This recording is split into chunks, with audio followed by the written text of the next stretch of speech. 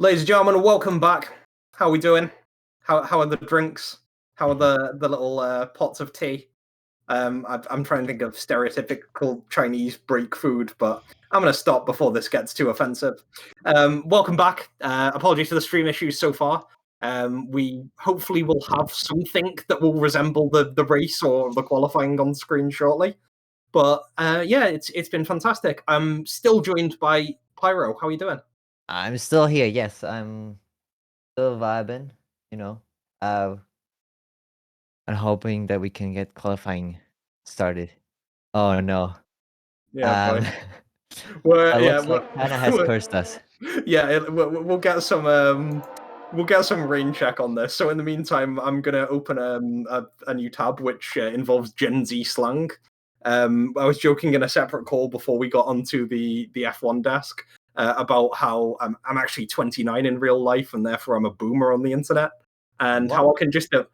I can just embarrass people by pulling out random Gen Z slang and really just annoying them. So tonight I'll be throwing in random words that are associated with the younger community online and seeing if it registers with anyone. In the meantime, Stillbend and Travesty have worked magic, and the second attempt of the stream is live with us now. Sandro, why don't you take us through some of the hallmarks and absolute pillars of society that the Chinese track has to offer us? Yes, I can do that.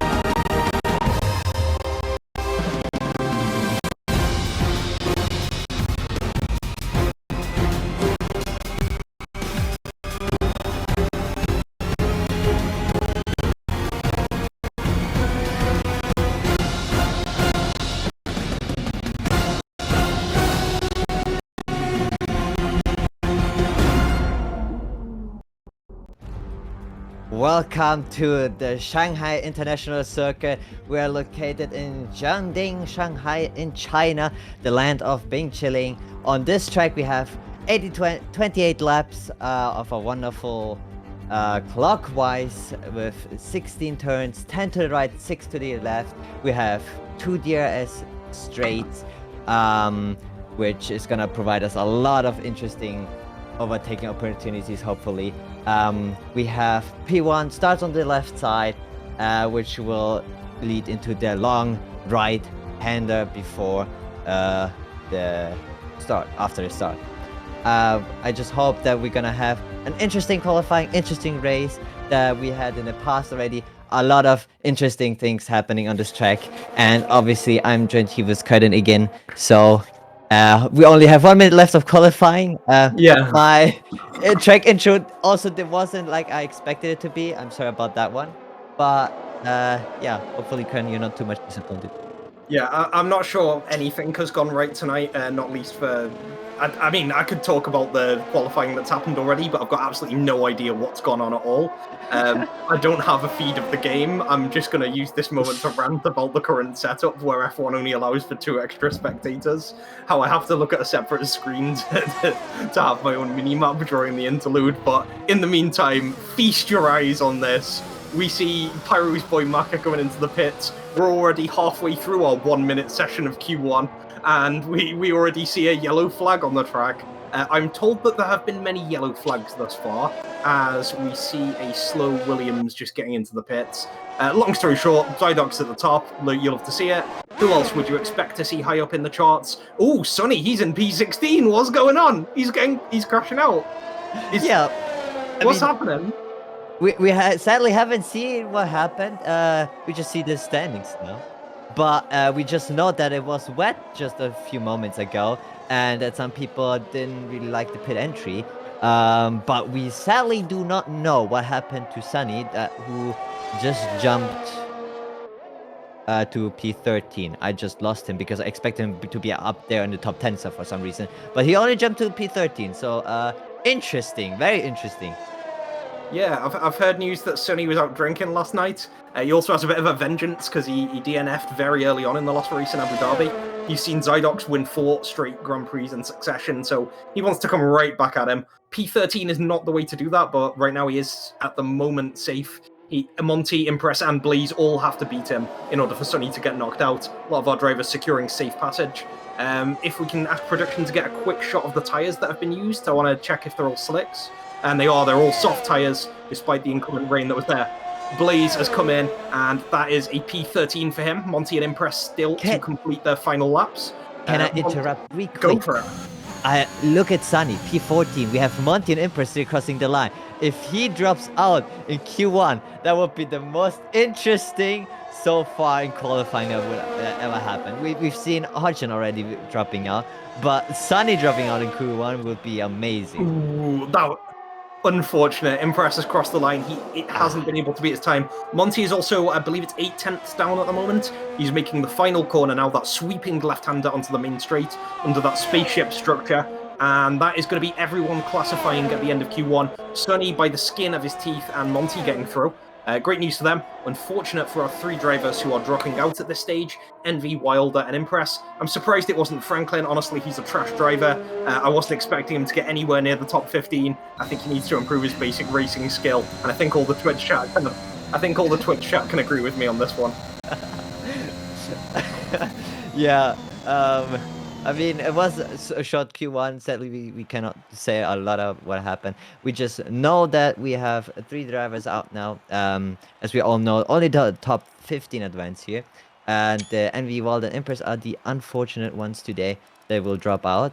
And, well, I hope Q2 and moving forward will be a little bit more interesting and we can provide you with more action on this track.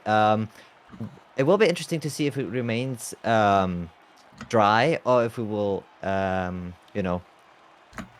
get wet again during qualifying, because it just says wet quali. It doesn't say when it does rain again. Maybe it doesn't at all. Maybe it will spice up things towards the end again, which will be obviously a nice change of pace. Yeah, well, we'll see what happens as we get close towards the end of the session. And we start to classify our results. We did see the intermediates on early. Pretty much every driver was using the intermediate tyres at the early stage to negotiate with the rain. At the end, everyone was using slicks and posting their quickest times, meaning everyone really only had 1 or 2 chances to set their fastest laps. It's why we could see drivers like Sonny, who are normally really fast, struggling, as they could only put their fastest time on at the very end of the session. So yeah, it's a really inclement changing conditions. As Pyro's just said, I want to see if there is dry weather as we go through the remaining sessions, or if we do see that rain come back through. We can take you back into the fray, onto the track, back to the Jiading Shanghai district, as we get to our second session of qualifying. Hopefully we'll bring you more than 1 minute of it this time, as we see our drivers come out of the pits, set their setups. Am I right in saying there's only limited adjustments you can make, Pyro? It's Park Fermi from Q1. Yes, so whatever you chose for the car setup, you went in Q1. As soon as you leave the pit, you are then obligated to remain on that car setup. You can only make minor changes like the front wing, and I think that's about it. I think, yeah, front bias and brake bias, obviously you can always change. But besides that, you cannot change anything anymore. So you are just you need to change on that. Oh well, I don't know what's happening. I'm sorry, but what I wanted to say before we got into the car setup was that it was interesting to see that some people drove out on the soft. As we already know, the tire you start or use in Q2 and qualify for, you have to start on in the race.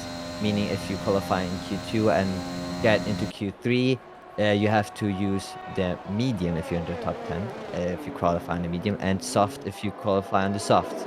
And I thought for a second that a lot of drivers went out on the softs because there might be rain again, but it looks like only Mancha and Monty so far opted for the soft tire while everybody else wanted to go and try out the medium one first.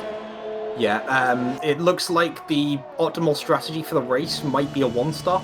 A lot of people have been looking at the strategy in the Grand Prix mode and seeing that soft-hard single-stop might be the way to go. However, you can never really predict it in VLF1, so medium-hard could be a viable one-stop. We could also see a two-stop strategy, which is the safer call in case of a safety car, because then you'll have to adjust for shorter stints, and pitting at seemingly any possible time, it's more reliable for anticipating that safety car. The long story short is that either tyre can become a viable race strategy, qualifying in mediums from Q2 or qualifying in softs from Q2. Whatever happens, you can put it into your race strategy, so a lot of drivers will be ending on the soft tyre here, and if my prediction goes a long way. They'll be looking for the fastest time possible, not really caring about the tyre compound, just wanting to lock themselves into the top 10, which will put them into Q3. So we'll see that tyre strategy battle evolve. A lot of drivers now have finished their outlaps and are on their first timing laps. We're looking at Mancho at the moment. We saw in a previous lap that he had a couple of connectivity issues. Without taking you around the full track in detail, we're seeing that he's on Sector 3 now. This is the longest straight on the entire circuit between turns 13 and 14. Short hairpin to the right, he's in second gear.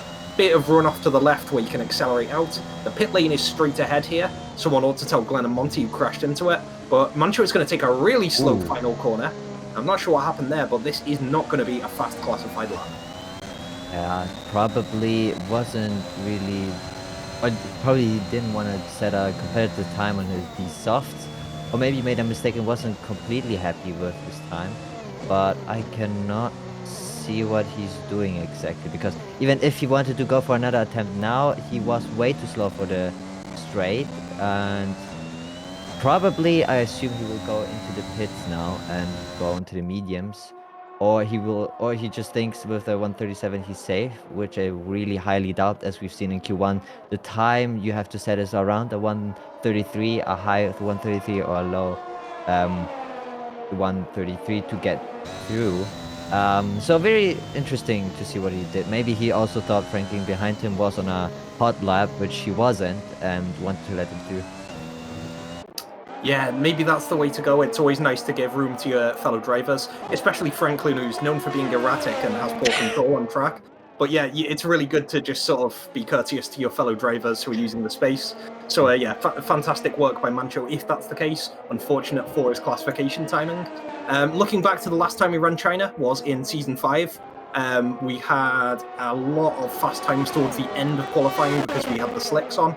Sonny got the fastest time with a 129.3. Whether that's fully representative, we'll find out, because it was on another game. It was on the 2020 model.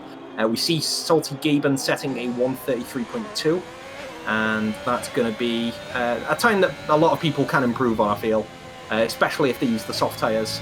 It's nice to see Gaben on the track again, to be honest, Pyro, especially after last weekend's DSQ.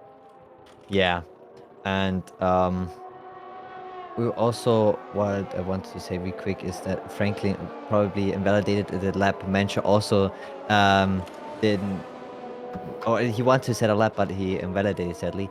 He invalidated for this lap as well. Now he's on a third flying lap, so he has to set this one. Hopefully he has enough fuel to do so. Well, this is happening.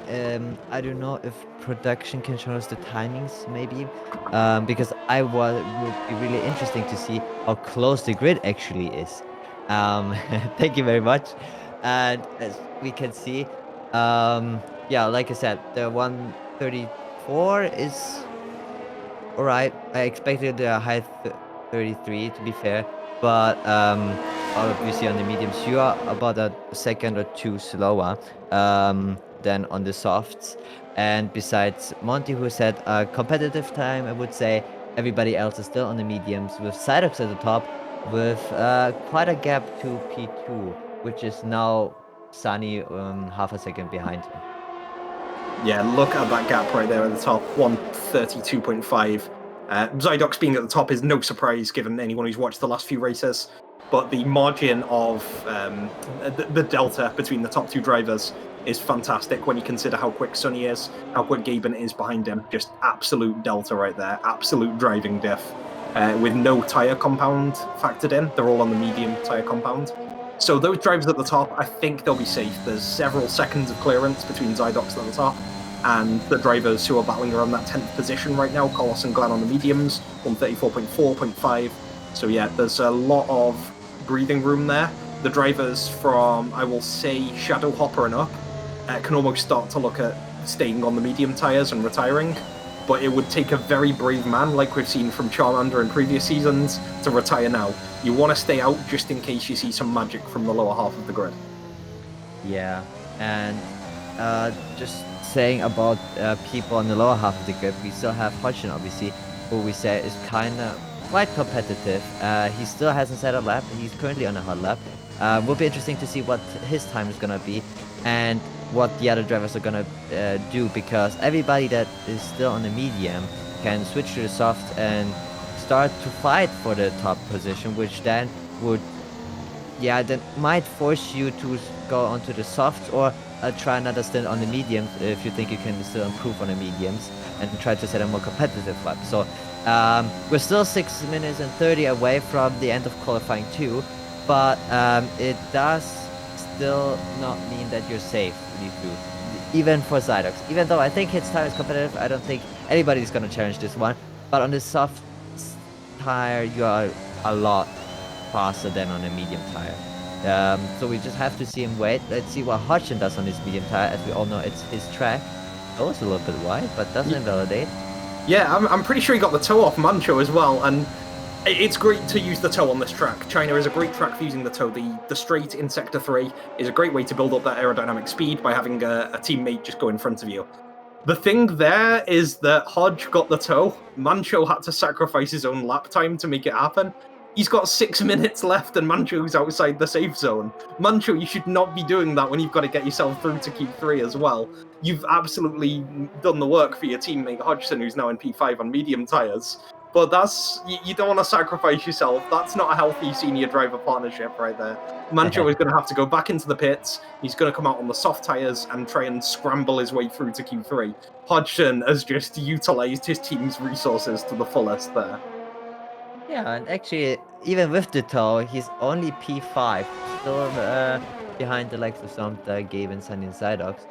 To be fair, not that far off. Somta only 2/10, but that's with a toe. Meaning, as soon as people start going out on the softs, I don't think Mancho has the time or will give Hodgson another toe.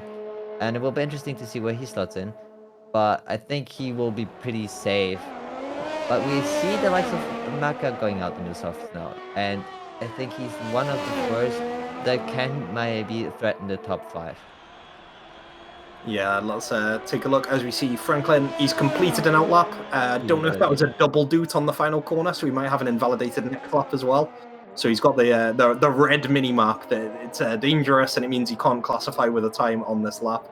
So he's going to have to complete this lap on a low ERS mode, not really gun it, but just keep his car there, not put too much wear on the soft tyres. And then on the following lap, he's going to need to absolutely bean it. I think he's maybe got 2 chances to set a lap that will get him inside to the top 10 into Q3. He's got the tyre compound to do it, he just needs to put the time in.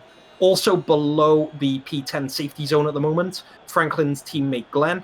We've got Mancho, who did his team servant apprenticeship in the first half of this quali session. Dormin surprises me a bit. He's been hard smurfing it recently. He's been doing really well. He was in that Red Bull Powerhouse Top 7 in Abu Dhabi. And Blaze had some troubles in Q1. It looks like he's still experiencing those about 9 seconds off the pace in terms of what he can bring to the track. So Blaze still has a long way to improve. He's just equipped the softs. Mancho is on the mediums right now. He's coming out and trying to get through. He's got confidence in his pace on the slower tyre compound. Meanwhile, we've got the camera on Maka at the moment. This sort of doubles as an opportunity to give you a brief preview of the track, so hopefully we can stay with Maka. This long snail-like corner, it's been nicknamed as Peter Jackson because it just keeps going on, is a combination of turns 1, 2, 3, and 4. It's sort of a rapid descent of gears going into turn 1, and then sort of balance your car as you accelerate out of the end of turn 2. Great purple sector light up for Maka. We go into what I like to call Dragon section. It's a long, smooth set of curves. Starts with a 7th gear to the left, 5th gear to the right now, and then he has to drop to 3rd gear for this escalation to the left. He's going to slowly increase his speed, find the apexes. You have to really hit multiple apexes in Dragon Section. He's through Sector 2 and lights it up purple again, 1.1 seconds faster than his current time of 1:33.6. He's currently level with Zydox, who is, albeit on the slower medium compound. Comes into Sector 3, he's accelerating out of the stadium section now, onto that long straight we talked about earlier, getting that maximum speed, using the right foot to its fullest, depressing it down really hard, and trying to get as much out of the car as he can. Hopefully he lowered his front wing for this one. And then heavy braking zone down to second gear, looking to get that traction on the way out. I think that was a slightly suboptimal line, but it looked pretty good. He should be able to complete his fastest lap so far. Will it blend? Let's find out. He gets to the line. Boom! 1:32.1, I believe that is. It's 0.4 faster than Zydox. It's the fastest lap so far, and it is on the soft tyre compound, so it's one way to get yourself into Q3. Take a bow, son. Yeah, that was an amazing lap, and I don't think Zydox is too concerned about this one because he's still quite comfortable ahead. But other drivers that are now on the medium, like the likes of Gabe and maybe even Dorman and Miffy, might want to switch to the soft tire as well and challenge the top or even try to get into Q3. We see Sunny, he's still in the pits, but also switched to the softs. I don't think he has time to go out and do another lap, but he is also considering maybe switching, but you know, he doesn't have time. Glenn also on a medium still has one more lap to go. This is gonna be his final lap. He needs to improve at least faster than Miffy's time, and that's about a second that he has to improve on. Which he's still on the mediums, on a one lap old mediums. It will be a challenge, but not impossible to do, as Miffy's also on an out lap and also on the mediums, which is slightly used tires. But it will not be easy because Carlos and Blaze, who are below them, are currently on the soft tire and also can do a faster lap. Well, I say that, Mancho just P3 on the mediums. Ooh, that's very interesting, to be fair, because if he can challenge on the mediums the top 3, I love that one, because that means there may be more than 3 drivers today that can challenge for that podium. Yeah, absolutely. Like, to get top 3 is great, but to get within a tenth of Zydox on the same tyre compound, that is apotheosis right there. You've become immortal into a god. You've absolutely cemented your name in history. Here's where Zydox comes in the next session and goes like 2-3 seconds faster. But yeah, great work from Mancho. Blaze crosses the line and he gets himself into P9 with his final time lap. This is the end of Q2 now, so we're rapidly watching for drivers to cross the line and see where they go. Miffy, Carlos, Glenn still on laps of their own. Glenn is not going to complete his lap. He's going to go into the pits. We will see Franklin follow him up. Let's have a look at Carlos. He's approaching the long straight now, currently in P14, 1:34.4. He has to improve by at least a second to get up to the vaunted heights of Dorman in P10. And that's the ticket for the moment. Doesn't matter what you're on softs, mediums, you do have to get into the top 10 to get into the showdown. Later on, we'll look at Shadow and Miffy, who are also on their final laps. Carlos is past the hairpin. He's coming up to the left-hander. About 5 seconds left across the line. The last corner looks good. Will it be enough? He's going to cross the line and get himself into P4 on the soft tyres. Dorman is eliminated from Q2. That's horrific news for Red Bull. Shadow and Miffy yet to go. Shadow coming up to the final corner as well. He's kept it inside the limits. He's got a valid lap. Is it fast? It is. He's through. And that eliminates Blaze. Will Miffy eliminate Somtha? And Somtha is on the fastest lap, so not at all. Miffy is instead going to be battling against Gaben, and Gaben is through. Blaze is out. Somtha is fastest. What an amazing twist in those final few seconds. Yeah, and oh my god, the Aston Martin boys in this qualifying are playing with fire, because it's been the second time now where Aston Martin is on the brink of elimination. In Q1 we had Sunny just being that close to being eliminated in Q1. Now it was Gavin. Obviously the tire they were on were the mediums, but usually they are fast enough to just stay on the mediums and stay ahead in the top 5 easily. This time around, it was, again, really close from these Aston Martin boys to stay ahead. But it just shows how much closer the grid this year is, and it just shows that maybe this race, this qualifying in Q3 might be the most interesting we've been seeing so far. Yeah, fantastic work from all our drivers. It's generated a really close session. Hopefully we can just get those captures gone. I'm having a couple of small issues with the captures, but hopefully we can get the timing stack through. And there we go. We see everyone who's qualified through. We see Somther getting the fastest lap, impressive. Maka about a tenth slower. So Somther and Maka normally challenging for those podium positions. Zydox is in P3 and Mancho is just behind him. Bit of a misnomer here because they are on the slower medium compound. They might have got themselves an advantage for the start of the race, which will be after this showdown qualifying session. So mixed fortunes. Carlos and Shadow with some really fast laps getting through P5, P6. Hodge, Sonny making it through on mediums. As you say, the Aston Martin boys playing with fire. Gaben is the other Aston Martin driver. BSQ'd last week. He's going to be in Q3 this week by the slimmest of margins. It looks like 1.5 hundredths of a second. That was the gap between Gaben's medium time and Blaze's soft tyre time in 11th. So Blaze, Dormin, Miffy, we have Monty out, and we also have Glenn out.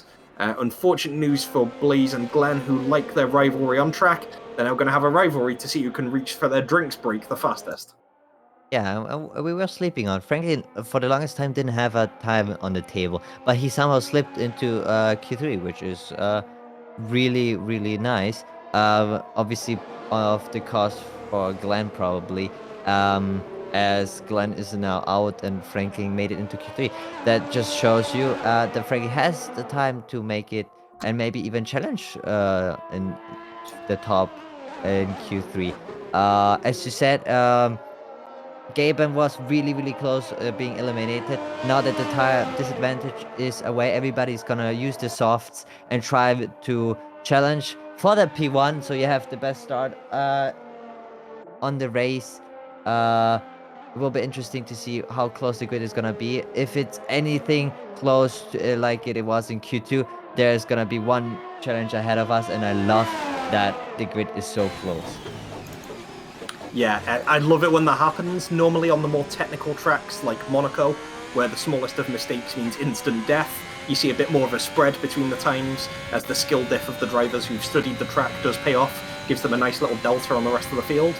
China is less of a technical track, so you do see the times a bit close together, but it brings that thing that Pyro's just pointed out. Everyone's closer. You see those really close battles. You see almost knockout qualifying push to its limit as you see those drivers push for those final few places. Q2 is especially spicy because of the tyre battle, but Q3 purifies it a bit.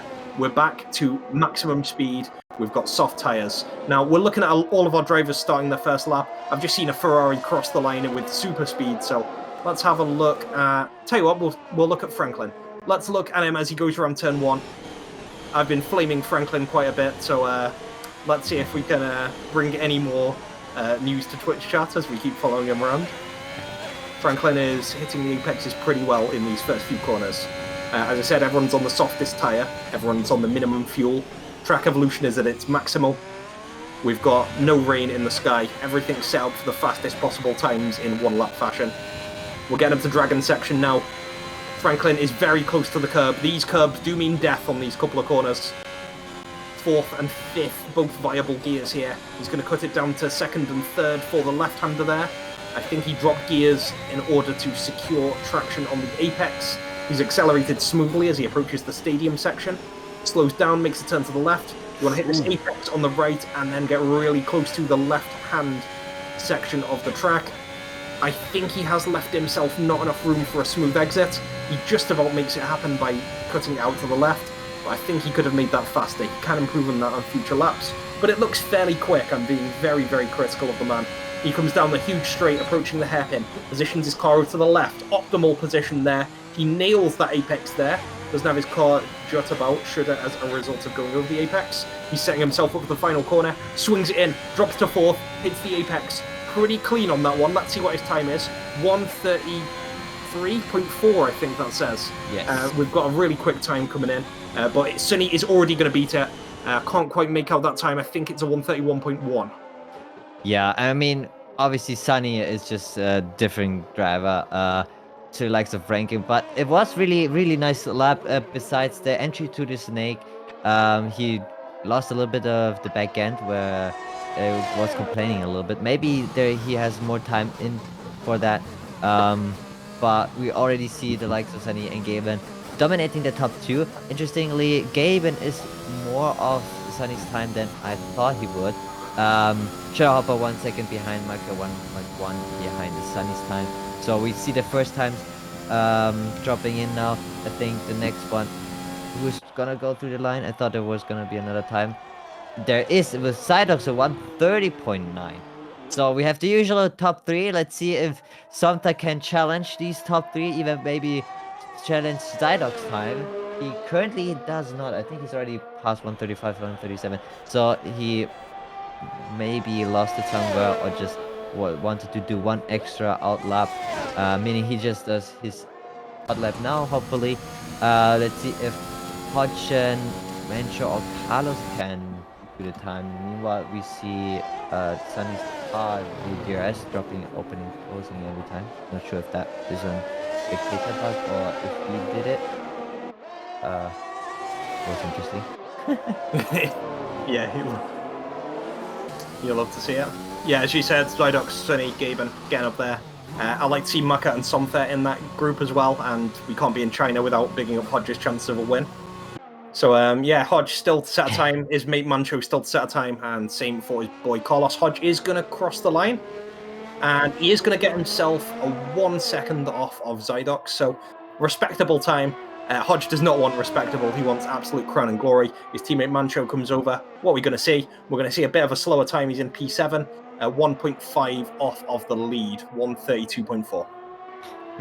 Maybe they're just taking it a little bit slower just to prepare for the final lap where they're gonna push. And you can take any risk you want at the final Q3 stint you have, as even if you break your car, it's fine for the race. You're gonna have a completed car again. And if you do not crash and you actually set a banker lap, then you're gonna have that position advantage. So we're probably seeing drivers now trying to get a decent lap in and then wait for track evolution, wait until the timer hits probably 3 or 2 minutes, and then they go out and just risk everything for the optimal time. While we see Franklin going for another lap, I assume he wants to improve obviously on the time he did previously. That is currently 2.4 seconds off the lead. I know he can do faster. I think he knows he can do faster. Let's see what his time is gonna be. A nice apex he took there. Did not invalidate, and he improved by 4/10, but sadly not enough, and stays P9. Yeah, Franklin with a lot of work to do here, but he is in Q3, does get himself into the cream of the crop. He's got a battle against the best, and he's got to try and beat the best to be the best. Sunny and Gaben still up there. Gaben on his outlap, Zydox and Sunny just shaking hands in the pit lane. They're happy with their efforts so far. They've got some more time to kick on and push towards securing that pole position, or in Sunny's case, toppling his mate who has just got 4 race wins in a row, dominating the standings. Carlos, Franklin towards the bottom of the standings. They've got a couple more minutes, just over 4 minutes left in the session. So you're looking at a pit stop, maybe 2 more hot laps on these soft tyres, maximum track evolution, minimum fuel, absolutely gunning for everything they can. Hodge and Somtha are very close, 4 thousandths apart. We're currently on board with Gaben's outlap, and he's going to try and get himself in prime position. I really want to see if we'll get a tow from any of the drivers. At the moment, Franklin's in the cheeky position of being right behind Gaben, so we'll see if that changes things as we go through the standings. I do want to see if we have any of our teammates, Sunny and Gaben, the big ones, Hodge and Mancho also on the board. Maybe Somtha and Carlos can make it work. Get the tows out in those final few minutes. So Gaben and Franklin very close to each other position-wise. Maka on his outlap as well. Franklin, I'll be interested to see if this is a hot lap for him, because the tow behind Gaben will have been really good. Unfortunately not, he is heading into the pits, so he's going to have one more shot at the pole position battle. Yeah, everybody's now in the pit, probably waiting for track evolution, like I said earlier. Besides Gavin, who's on a hot lap, and Maka currently doing his out lap. I must say I'm a little bit disappointed. I wanted to have a little bit more rain in qualifying to spice things up.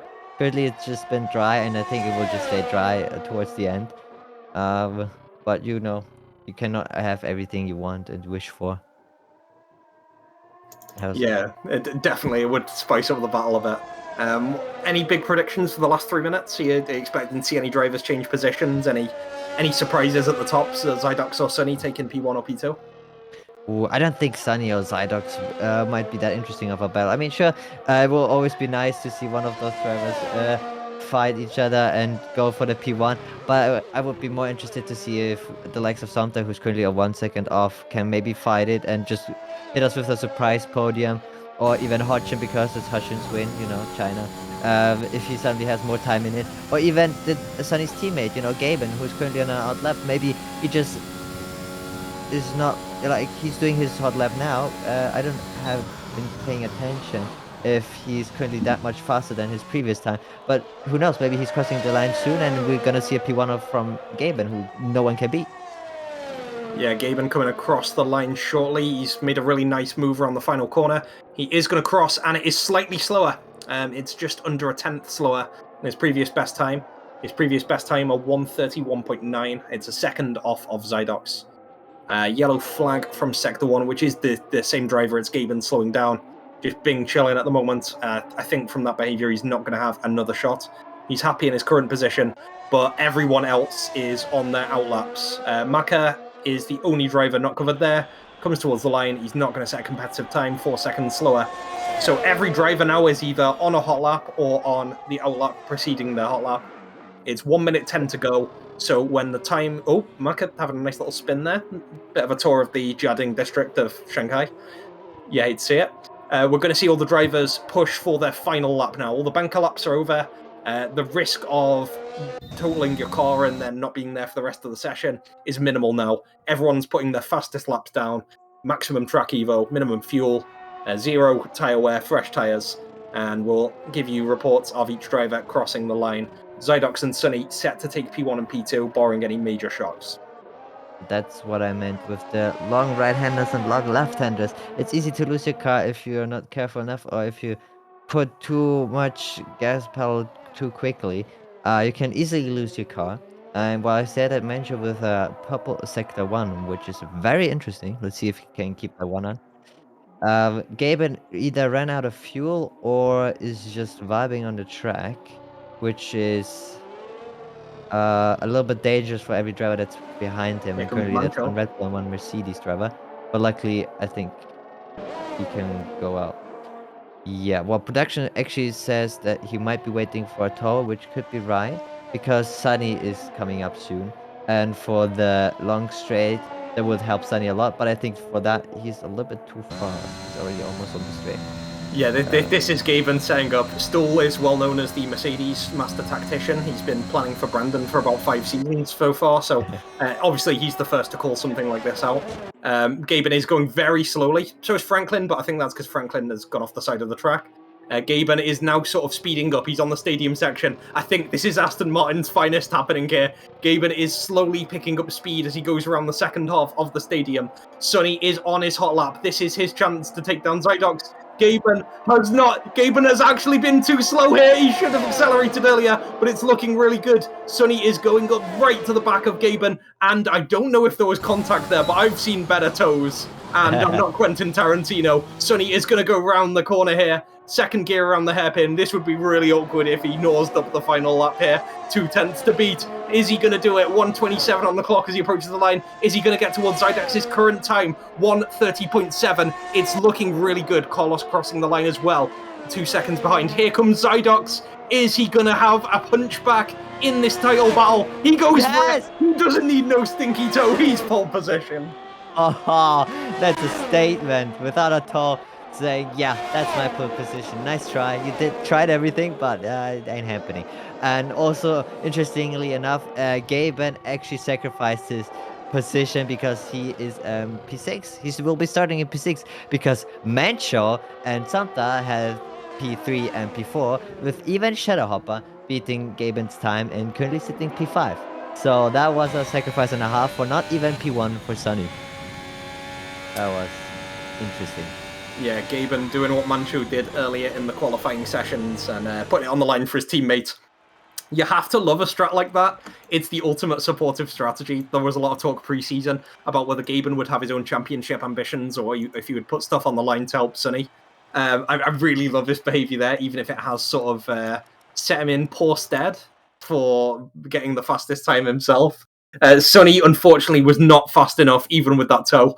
I think the toe could have been better, but even then, Zydox has just outpaced Sonny. It's a driver diff, it's pedals diff, it's brain diff, it's apex diff, it's breaking point diff. Zydox has just made Sonny look like an absolute mug in front of 80 million viewers, so I'm going to make up a number there.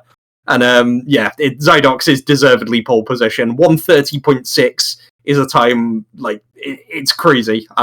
I haven't looked at the time trial times recently for Dry China, but I think it's close to some of the best. It's certainly faster than I could hope to achieve. And I beat most of Red Bull yesterday in a practice.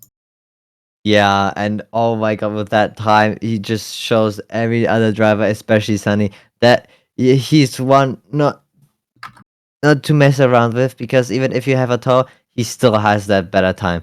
And it will be interesting now to see, because obviously we know qualifying is only half the distance.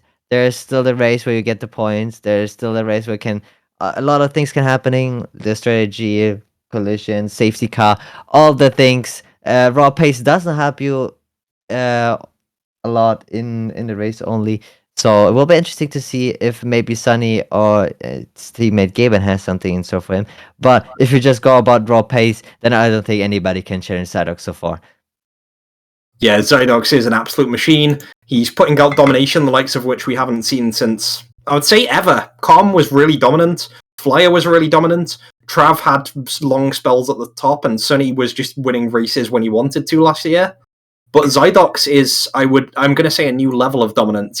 He's actually making VLF1 more boring to cast, because you can just not care about who's P1, because he's just there mechanically. Mechanically being an operative word for when his PC decides to work as well. But yeah, it's Sonny did all his best. He got his teammate out to do what he could, but he's still not able to beat Zydox, and that I know will get to him. He really is a proud guy. He likes to be really fast on track, and he says he wasted an opportunity last week when he couldn't get past Zydox in Abu Dhabi with the DQ, with the retirement rather than the DQ. So yeah, to not be able to beat him in the pole position battle, it's really going to steal his resolve. He could go one of two ways here. He could step back, be a bit more reflective, and go, okay, here's how I'm going to beat him in the race. I'm going to continue using my tactical brain. I'm going to have to outthink him rather than just outdrive him. Or he could hear the jungle drums, the red mist could go down, he sees the net, in it goes, and we're looking at a second successive retirement for Sonny in the Aston Martin team. So I'm excited to find out whichever way it goes. It's a great battle between those two. Sandro, any other big results from Q3 that you were interested in? We didn't get to see much of the battle towards the bottom. Maka, your guy, finished in P8 at the end. Yeah, unfortunate, but I'm very interested from Shadowhopper. I think he was P5 last thing I saw, which is really, really good. He already showed us last weekend that he can be there if everything goes right for him, and he showed now in qualifying that he can be there if everything goes right for him. And he's been flying under the radar a little bit because we haven't talked about him a lot. But with P5, I don't see him challenging maybe the tops, but with Gaben being only P6, meaning that Shadowhopper maybe has a little bit better pace than the Gaben, or he can hold Gaben up. It will be interesting to see if he maybe can challenge a little bit higher P4, you know. But I'm really surprised and really happy for him that he's that far up. Yeah, absolutely. It's great to see Whopper doing so well. It was a few races ago we were talking about Alpine as a team with 0 points between Whopper and Monty. Monty is still yet to score. This could very well be his day, and I'd love to see it as a neutral. Whopper has been having a few really good races. He was P4 a few races ago. He was P3 in Abu Dhabi, mixing it with Hodgson on the podium. So great news for him. To be 5th in Q3 with that field is absolutely bonkers. He's beating Hodge, he's beating Maka, he's beating Carlos, and he's beating Gaben. Between them, those 4 drivers have won like 20 races, and Whopper's beaten them all in qualifying. So fantastic news for him. I don't know if we've got them implemented, but the 2 super license penalties that have been written down for this weekend. Hodge served 4 grid places of a potential 5 last weekend, so he still has that 1 place to drop, so that'll probably push him into P8. The other one is Gaben. because of the super license penalties, as well as the race DQ last week. He's also got an 8 grid place penalty to serve, which is a combined 5 and a 3. So he was classified as P6 in qualifying 3.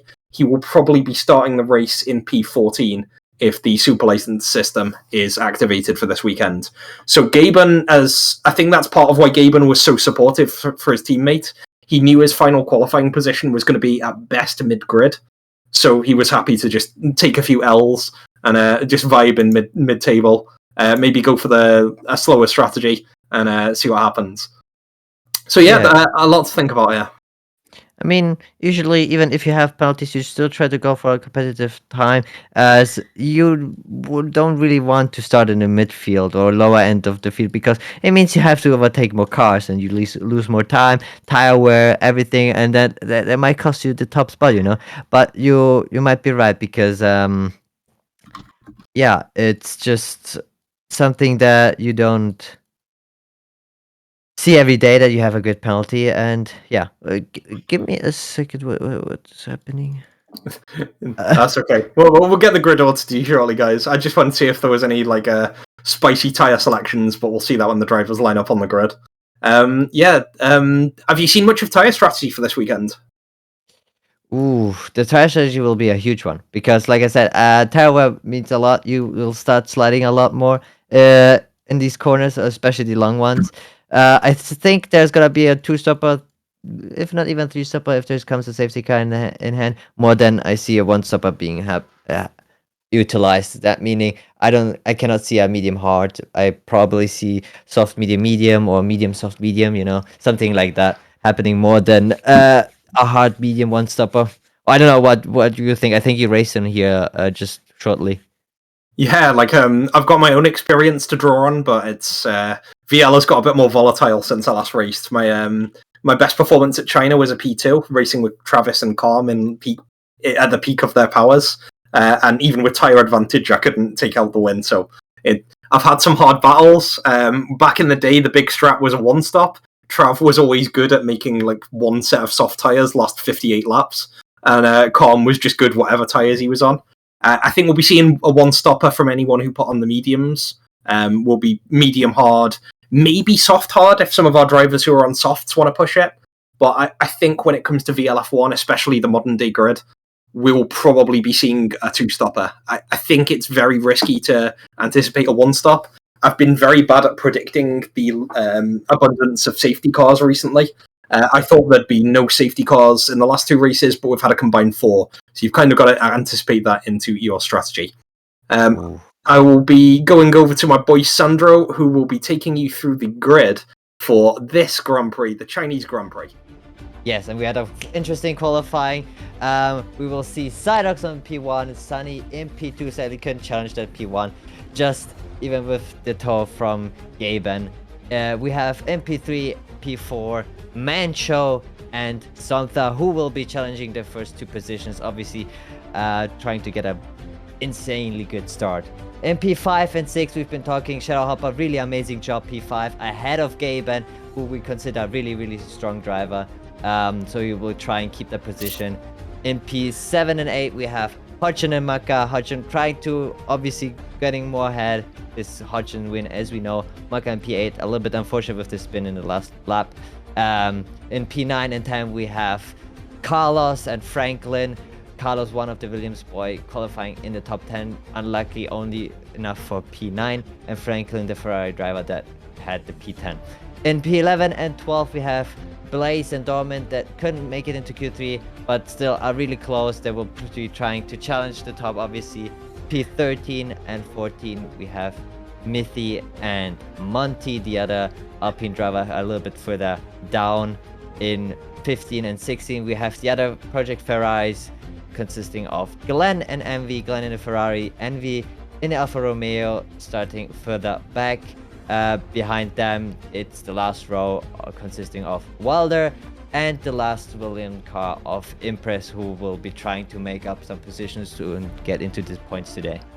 Yeah, well said, and thank you for that rundown, Sandro. We've got all of our drivers. It's an 18 driver grid, as you've just seen. I love it when we have these full or near full grids. It means we've got a lot of action to track. at the front, at the back, and in between. We've then got obviously the penalties from Hodge and Gaben to factor in. So we've got Gaben starting a bit further down the grid than originally expected. Our drivers have completed their setups. They have finalized their setups from Parc Ferme.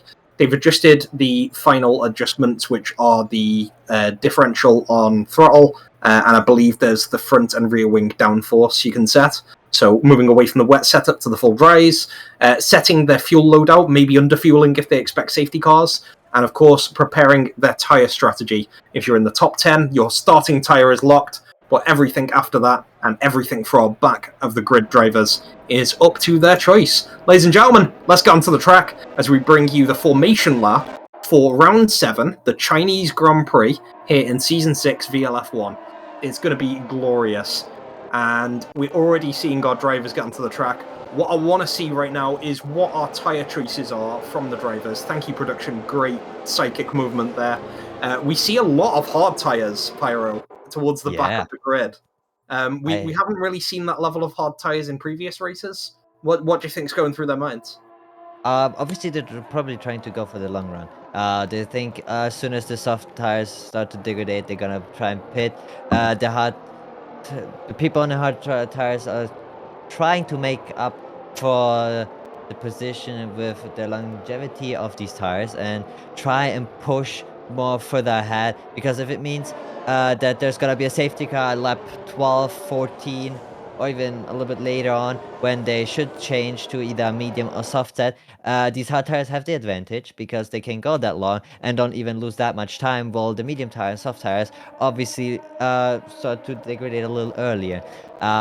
Probably that one, or they would just go for a hard medium strategy, which just costs them less time in the pit, and they feel confident in enough to do that. Well, say that Monty got disqualified, apparently. Well, unfortunately, it happens during formation lap.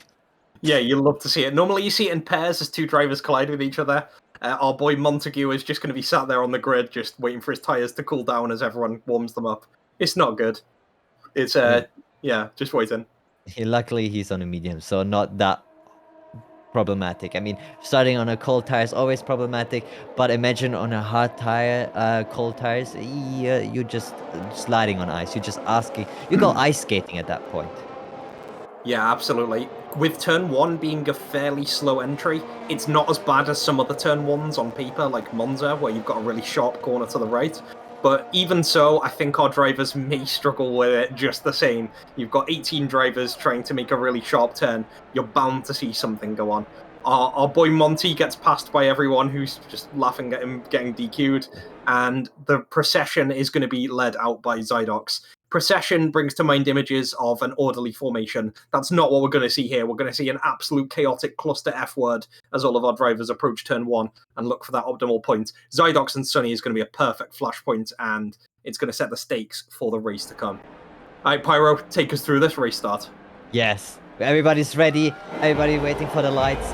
We have 1, 2, 3. Starting is soon, and we have the lights go out a little late than I wanted it to. It looked like Sarah didn't go ahead, but he gets away really nicely. Sunny slides just behind him, Mancho. Not much happening at the front so far. I went take a corner and I just saw Maka spinning around.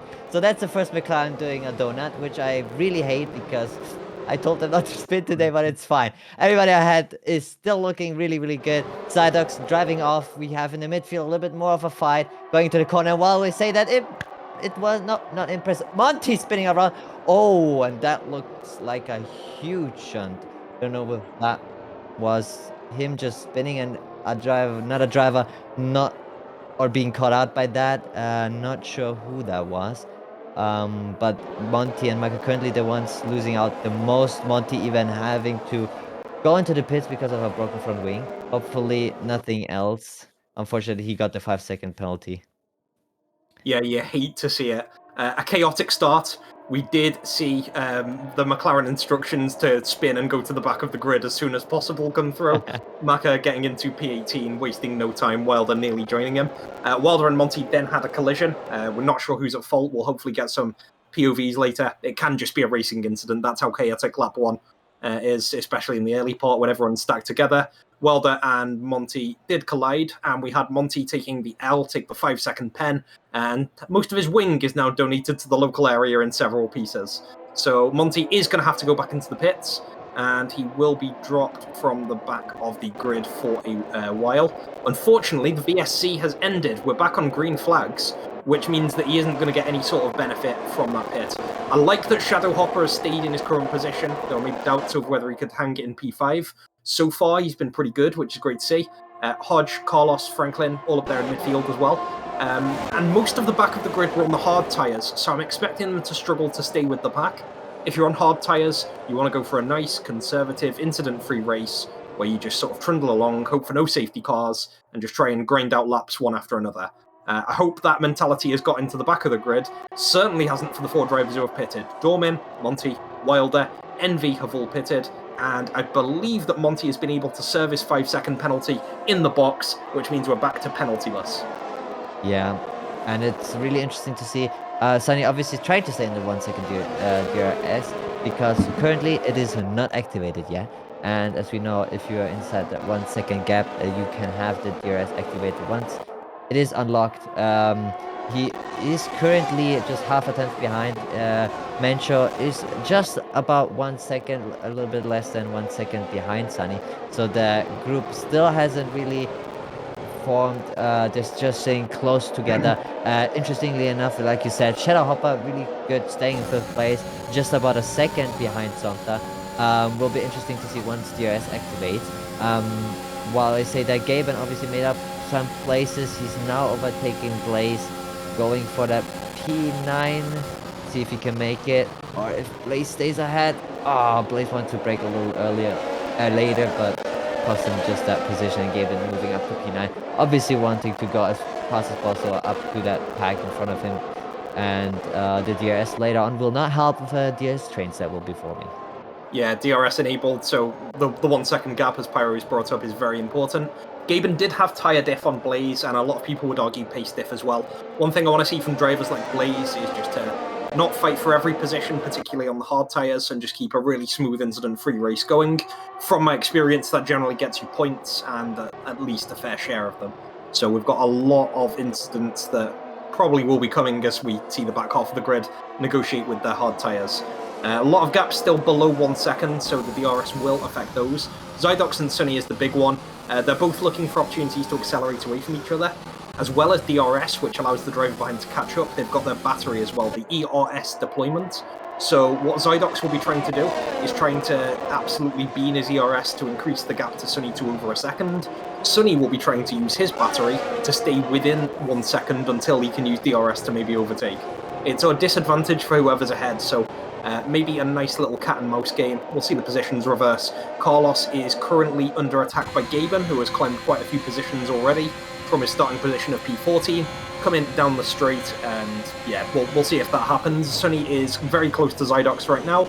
Not going to go for the move, still plenty of distance to go in this race. We're only a 10th of the way through here. Mancho is going to be close, and Somtha is going to be in that train as well, so credit to them for staying with the big boys. Yeah, it will be interesting to see. I think the first 4, Zydox and Mancho, Sonta are gonna stay in that group. It will be interesting to see what happens with that.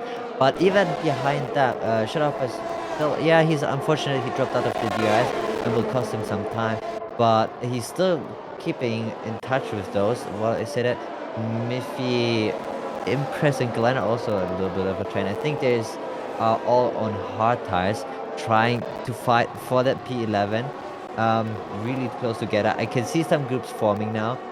They will probably try and get ahead of the driver in front of you, because if you drive too long behind a driver, you will also get more tire wear, which you obviously don't want, because more tire life means you can drive faster and eventually even longer. But they're on the hard, so they don't have to rush anything. But obviously you want to try and get ahead. Well, Zydox still ahead of Sunny. We're gonna see now the long straight coming up, if he has enough ERS. Not sure if maybe Sunny even reserves his ERS and get it fully charged. I think at the back I saw Somta. Yeah, well, I said at Somta and Mancho. Somta overtook Mancho. Somta currently on the soft tire, while Mancho's on the mediums. I think they're too wide at the moment, to be honest. Let's have a Oh look. yeah, you're right. Yeah. Oh, you're looking for a switchback. Yeah, Mancho making this happen. We'll see how this battle continues into the next few corners. Something's getting ahead. I think he didn't know, but we have another DRS obviously coming up. Ooh, right a little bit wide. Not sure if that gave him a warning. Usually you can ride it a little wide there and not get a warning. We've seen it in qualifying sometimes happening. But I think it's pretty safe. Something obviously now has to try and get a DRS from Sunny. Also will cost him a lot of ERS and Mention can make the position good again. Uh, Sunny's still very close. He's so close to Psyduck, but he cannot make the move. I don't know if he's just really charging up his ERS or just hopes that Psyduck uses up all his ERS so he can make a easy, nice move and stay ahead once he's ahead. Because obviously, if you get ahead in the sector 3, the long straight, you sacrifice that maybe you're gonna lose the position again on the next ERS straight. Not sure what his plan is currently, but he's keeping it really, really close to Zydox. Yeah, it's not the first rodeo for either of these drivers. They've gone around the block enough times. They know what the strategies are. They've got some advanced tactics in their arsenals. So they might be trying stuff like trying to be the driver who's behind when we get into the DRS detection zone, so that you get the deployment coming up to the straight. Zydox appears to have dropped back a couple positions. I'm not sure if that's a PC issue.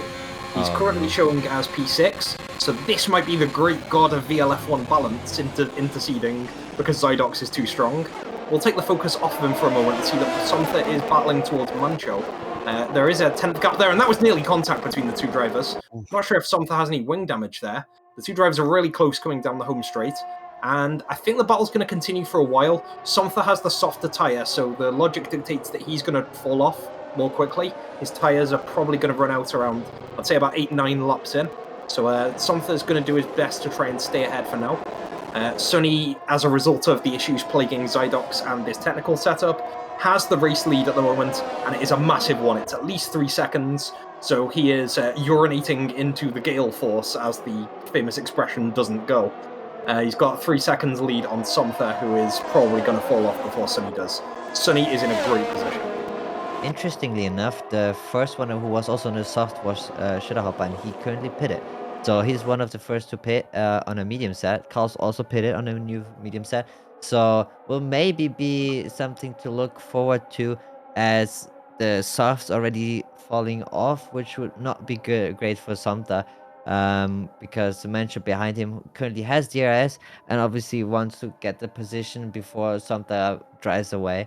But by the looks of it, it still looks good. I do not have the timings. Don't know if his times fall off, but it will be interesting to see if he pits as well, maybe.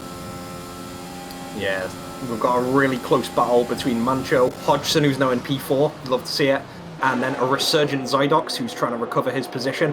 Really cool switch back there from Hodge, although I'm not sure if you can see the other driver based on game issues. Hodge is doing really well and coming around the final corner now. Mancho and Hodgson in P2 and P3, those Red Bulls looking really solid. Somtha has entered the box. He's decided that his soft tyres can only last 5-6 laps. Franklin is going to join him, which really puts a marker down for that sort of tyre life on the soft tyres. Somtha is going for the hard tyres here. If I didn't know better, I would say that is a one-stop, as we see our boy Monty do a little Spinadero about 2/3 of the way through the track. We've got a lot of soft-hard potential on the table. Franklin instead is going to go for the mediums, and Maka is going to go for the mediums as well. So I think we might see some divergence in strategy. What is important for those drivers is that they try and get themselves back up the field, back into contention ASAP. Yeah, and we've seen a nice battle between Hodgson and Zydox. It looks like they had a little bit of contact. We hope that they don't have too much of floor damage, especially not for Zydox, as he wants to change the top position again. We got a little bit unfortunate that he dropped back, probably because of the game, telling him you do have to get a more of a challenge. Being in at the front is boring, but now Sunny has a boring race, so we will see what will be happening. Apparently there's no damage, so very nice. Why I say that? He even gets a 3-second penalty.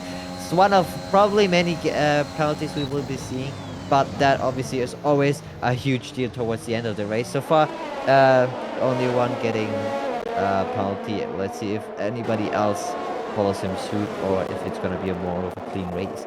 So far, no DNFs. Yeah, you love to see it, and certainly put paid to my prediction so far. I said one of the Red Bull drivers would go. They all look pretty good. Even Dormin is driving consistently, and he had an absolute mare in qualifying. Yeah, they're great so far. No one's on the soft tyre. Everyone is trying to trundle along, go for a fairly conservative race. We've had a couple of incidents, namely spins towards the back of the grid, and a couple of collisions mainly caused by the Zydox desync incidents towards the front. But so far, it's looking like a bit balanced. Drivers just warming up in the early phases of the race, getting used to the track, getting used to the braking points, and going around the difficult weaves of Dragon section in the middle of the track. But yeah, it's working okay. We see a nice little close pass here between Carlos and Franklin. Carlos is leading Franklin around Peter Jackson corner, coming out of turn 2. And Carlos with quite a nice smooth exit here. We've got Zydox in a yellow flag situation, the wrong way on the track. He's already dropped a position, and it looks like Miffy and Blaze will be approaching him as well. Blaze in a really high P7, props to him so far. Zydox is at an absolute nightmare. It looks like he had PC issues, and then looks like a spin as well. There's some more tyre issues. He spun on the way into stadium section. Miffy is right on his tail. That might have been a doot into the back of the championship-leading horse driver, but Blaze is going to be loving this, seeing the battles ahead of him. And Blaze and Miffy are executing their strategies really well so far on the hard tyres. Really, I don't know if it got it to him and he spun that way, but then obviously with his hot tires, not having a great corner, Miffy overtaking him now, running a little wide, which gave the position back to Zydox. And while you said that, Blaze lost this one because he just caught right up to Miffy and Zydox. And it will be interesting to see if Zydox tires obviously cool down a little bit, but he will probably not be happy whatsoever, because even if he's now having a decent race, his tire wear is going to be higher than anybody else's, compared to Sunny especially, which is not great. He has to keep his mental down and try to fight his back from there, but it's a 7-second gap to Gaben, who, by the way, worked up his way to P4 so far. So props to him. Yeah, great work to Gaben. He's fought his way back through the grid. He's recovered from starting P14 as a result of helping Sunny in Q3 and the Super License pen. So great work to him. Zydox has kept his mental in situations before. He had an issue which stopped him from doing Q3 in Bahrain. He got taken back about 20 seconds in Saudi Arabia. So not only has he got the winning history, he's got the history of overcoming adversity from his PC. If he can keep that up, he's in really good stead. P5 is not where he wants to finish. He doesn't actually know what a position below P1 is, so he's going to want to correct that in the remaining 19 laps without any more PC issues. I'm a massive Blaze stan, so I really want to see him do well. One of my bits of advice to him was don't spin. Sounds simple, but if he can drive that consistent race and just stay behind Miffy, keep his strategy going and watch as he gets free positions as other drivers spin, that'll work for him. But let's not cast a curse him too much. Impress and Glenn and Somther take up the remaining points. Somther is on the hard tyres. He's effectively one pit stop ahead of everyone else. Somther, I would argue, can finish the race on this set of tyres, so a safety car would be Somther's worst enemy right now, and I'm sure that's a cast a curse in itself as well. Yeah, let's try not to cast a curse him too much. Well, Somther got a 3-second time penalty, so there goes that. You're welcome, Somther. There we go. Oh man, there goes that. But let's see. Like I said, it will probably one of many penalties to come. Hopefully he will just remain on these 3 seconds. There goes my caster curse. But we will see. But yeah, Miffy and Blaze so far the only front runners on the hards. I mean, we've seen some hard drivers far from P6 to P10. The only drivers on the hards, Wilder the exception, and P60. Everyone except Somta is on 9-level hard, so they probably started on these tires. We'll try to do a one-stop. Somta can technically, not sure how long he can go for, but will be interesting to see what he will be doing. Also, Zydox, not sure. Like you said, it will be interesting. He will be trying to climb, but he's not making up time so far. And Miffy, he glitched back again. So, Zydox glitched back to P8, which is quite unfortunate. Yeah, the game is not liking him. Yeah, not his friend today, Ooh. and that is Monty doing a little spinadero as we go into sector 1. Sonny's loving all this, by the way. He's like more than 11 seconds clear. Mancho and Hodge go into the box, but on the hard tyres, they're following the one-stop strategy as well. Aston Martin currently in a 1-2 position. Blaze moves into the vaunted heights of P4. Can't see out the cockpit because of his nosebleed so far. He hasn't been this high in the timing stack all season. So if we could just get another cast a curse on the Mercedes drivers, that would be fantastic. We've got Somther and Glenn climbing up. Somther obviously has completed all the stops for this race. Hodge and Mancho, I don't know if they double stacked, but I think they pitted at the same time. They look about 4 seconds apart on the track, which should be enough time for them to clear the pit window. Mancho is right in the middle of the DRS train when it arrives, so he's in prime position. He just needs to stay with the drivers that he's around. He's got the same tyres as them. I think Mancho has done really well here, so if he can stay on this trajectory, he will have a good performance at the end of the race. Hodge in P10, fresh hard tyres, again, needs to put his head down, 17 laps, hoping for some consistency. And I think there's now about 4 or 5 drivers on the grid who would be really, really annoyed with the safety car right now. Yeah, and so far the Aston Martin boys are having a nice race. They're just lagging in front, doing their own little race. Before that, they had like the Mancho and Hodgson who were trailing them. They pitted obviously, probably going to the end. While I said that, Sunny's pitting now. Let's see where he comes up. Ooh, they're gonna double stack actually. Interesting. Let's see how that one goes. I think they have enough space. Is he out? He's still not out. Oh no, he's out. Okay, that was just the game being a little bit. That's a nice double stack. Fairly easy. Skaben's probably the only one suffering a little bit more than Sunny. He had a little bit more time. Interestingly, Miffy is half a second behind Sunny on used tires, but who knows? Maybe we can see an overtake happening. Sonny is hard smurf this, to be honest. He's already in the lead and he doesn't have to stop again. That's like dreamland for him. Miffy and Blaze just behind him, they're doing okay. Zydox has retired, so he is causing the yellow flag. He's driven his car into the pits, and Zydox's winning streak is over. Play the crab rave music because that number of points is gone. Haas will be getting nothing this weekend. Flyer didn't attend. Zydox now retiring. To be honest, mate, if I had your PC issues in this race, I would also have retired. His car, however, has not got that message and is coming back onto the track. And Envy is now going to be maybe seeing Zydox's car. We're leaving the firm shores of Foundation and entering the swampy marshes of guesswork at this point. Envy is coming round turn 1. Oh no. Envy just had to readjust his position. Envy's already in P15. Zydox, don't do this to him.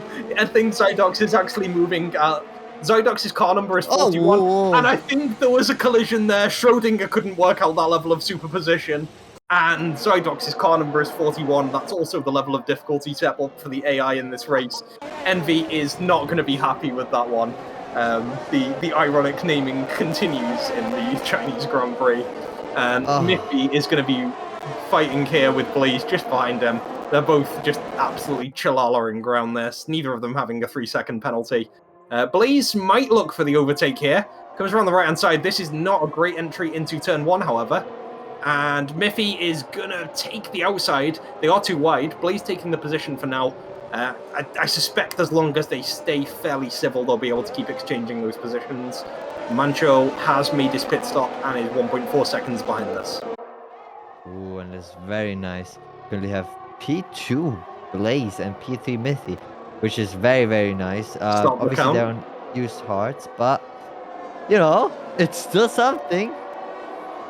Yeah, we had the shout from production of Somther's win there, so any cast a curse that happens now will be production TY Face God. I mean, let's hope they can utilize this. For the back, we have Hodgson. Sorry, we have yeah, we have Hodgson's win, who's currently trying to fight for P8 against Glenn, who is on used hearts. Let's see if he can utilize that DRS and get the pass done. But Glenn obviously has the DRS from Impress, who's currently ahead of him, also on used hearts in P7. Let's see if Hodgson can do anything. Obviously activates the DRS is coming up. There it goes. Glenn obviously has it as well, but I think Hodgson has the pace advantage here. Maybe even the ERS advantage. Let's see, into the corner. Can he make it stick? He does. Let's see if Glenn maybe goes into next year straight and make a switch back, but I cannot see that happening as he's pulling out back a little bit further than he wanted to. That is not nice. But he doesn't have gears. But okay, Hutchin also has. Next target is gonna be Impress. Let's see if he does make the next move there. Interestingly enough, everyone again now is on hearts. Shadowhopper is on mediums. Not sure if there's gonna be Giga Brain move from his side, because he can challenge Somta obviously because he's on hearts. If he has the pace, or if he's waiting for a safety car that's happening, because one thing that Trek is known for is sliding tires, less grip, and long corners do not go well together, and it will cause maybe one or multiple cars to spin or crash out.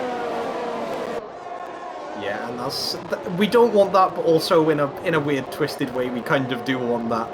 All I want to see is my boy Blaze do well. He's obviously in a bit of a falsely elevated position because he still has to stop. But this is the kind of driving that I like to see for him. He hasn't driven like that in a while, and I'm sure he loves the return to form. Hodgson is close to Impress, though. He's within a 10th. He's looking for the move, and there he is. It looks like he's passed him on the big straight. Impress may not be so loath to give away that position as Hodge comes across, looking it to be in prime position, and that's a clean move from our boy in blue. I'm just kidding, they're all in blue these days. Hodge is now into P7 and 2 seconds off of Whopper on these fresh hards. He doesn't need to stop again. Whopper might, but if he doesn't stop again, he's going to be super slow when we get to the end of the race. Love seeing Whopper so high in the standings. And that looks to be an incident in Peter Jackson corner. Blaze and Mancho colliding. Mancho's spinning car is causing issues for the other Merc of Somtha. No idea what caused that, and Blaze has spun. Blaze is off into the wall. His car is still alive at the moment, but that's going to be horrific news for a guy that I think we can call that I've cast a cursed. He's lost so many positions. He might still have wing damage, and he's off the track at the moment, looking for a safe moment to rejoin. And I think he's picked the worst possible.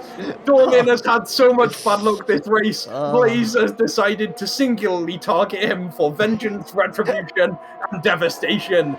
Dormin has been absolutely taken out, and what's worse, there's no penalties. The race director, he's rigged all of the systems. So Blaze is going to have an absolute nightmare. He was second a lap ago. He's now going to be 14th with a time penalty, blood on his hands, and a quick trip to the garage.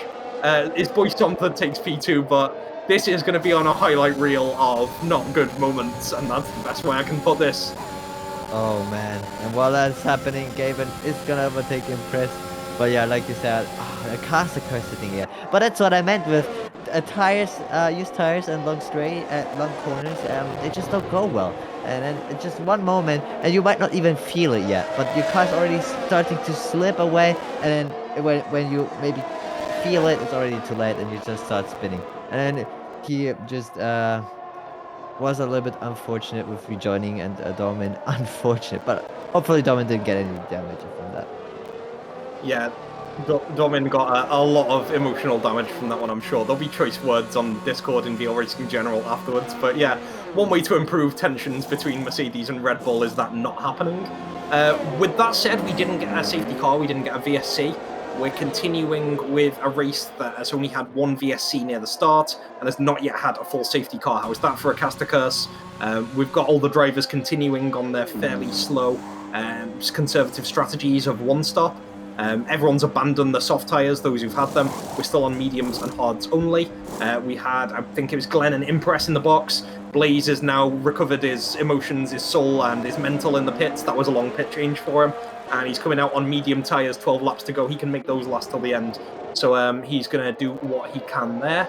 A lot of the battle's still up top. Miffy will need to pit one more time. He's on 15-lap old hards. And Somtha is currently leading out Mancho with the older tyres and with a penalty. So that's probably a flashpoint we'll see a few times. Hodgson on Whopper, though, is a lot closer. Hodge looking for the battle on the big straight. Hodge is going to be right in that aerodynamic position. He didn't quite make the move on the straight, looking for the better exit out of the hairpin. And that's not a better exit. He's found grass. We told him to touch grass, but we didn't mean in the race, son.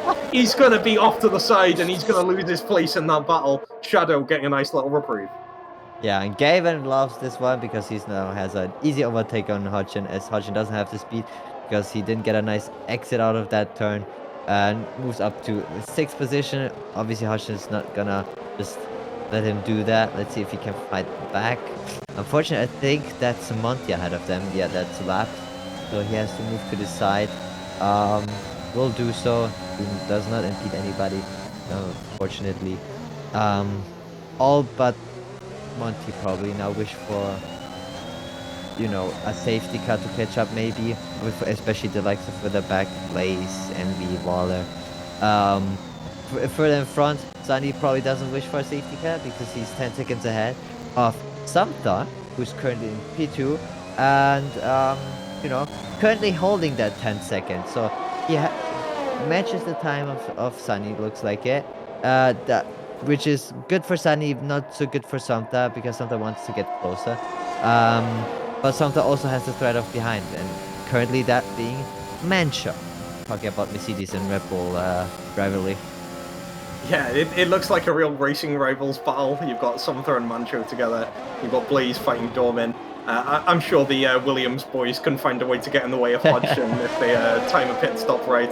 But honestly, Hodge is smurfing too hard for that flashpoint to particularly happen right now. We've got Mancho coming into P2. Oh! And there he is. He's actually coming into a wall. Sumther retires as well. That's a dub-dub right there. A full safety car's been brought out, 11 laps to go. And the tyre strategies are going to come in big style. We've got Miffy and Maka, the first two drivers, into the box after the safety car happening. Miffy actually using psychic prescience to make that happen. Okay, Blaze has a drive-through penalty for the Delta, but we'll pile more embarrassment later. The key flashpoint, Pyro, is that Mancho and Somther both went around the final corner to the left, collided into each other. There is a double retirement and a full safety car. What are your thoughts after that one? I don't know what happened there, but I can see it happen that the car on the outside. I do not know which one of those both were on the outside, but maybe lose a little bit of grip and slide into the other car and just spin everybody into the wall, which is very unfortunate. And I mean, the likes of Mancho and Santa, obviously they're gonna hate it. They were fighting for P2. That's a lot of points. That's podium, and then just something like that might be a racing incident, might be unfortunate. Maybe one of those both were at fault. But one thing that does not help is the rivalry that they two had. I mean, we were talking Mercedes and Red Bull have a rivalry that's gonna get heated after today, I feel like.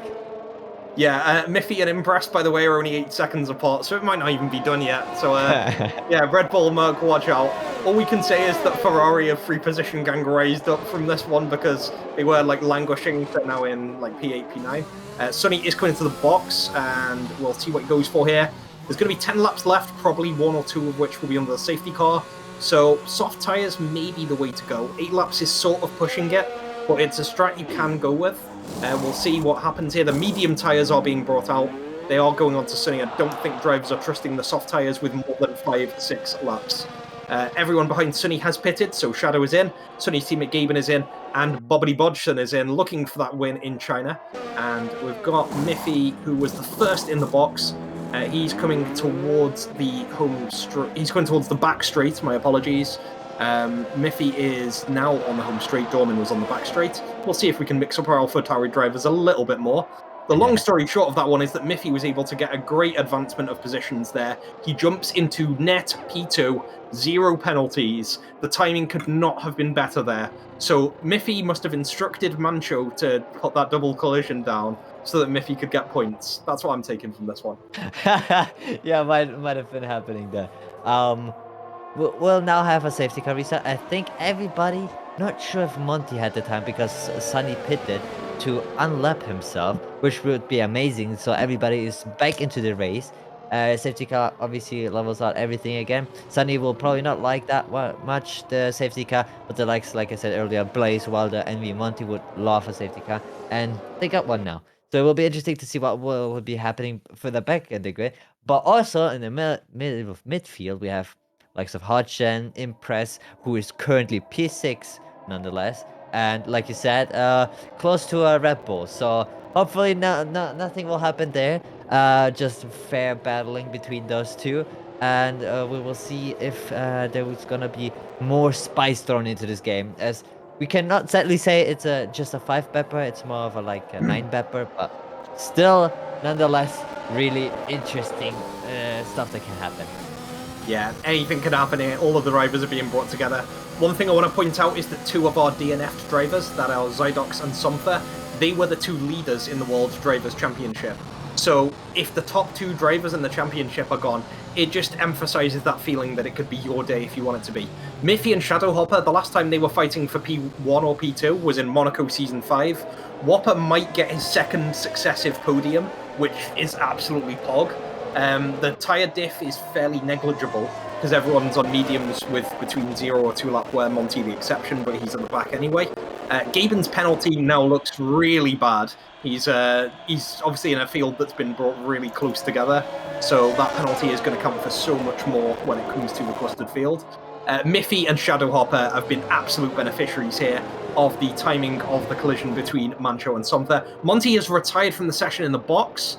It looks like he's decided that he wasn't going to get points today. He was about 40 seconds back from Wilder, had the penalty, and had the extra pit stop to make. So I don't think he thought he didn't want to get in the way of the battle. He'd ruled himself out from points. Disappointing, I'm sure, because he hasn't got points yet. But keep your head, Monty. There are many more opportunities to go. 17, in fact. On track here in Shanghai, 14 drivers remain. 10 of them will be getting points.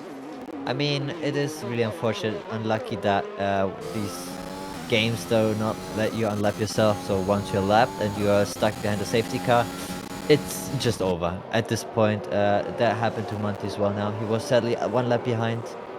So he had to decide either just drive, do a nice Sunday drive to the end, or just end the Sunday here pointless, unfortunately.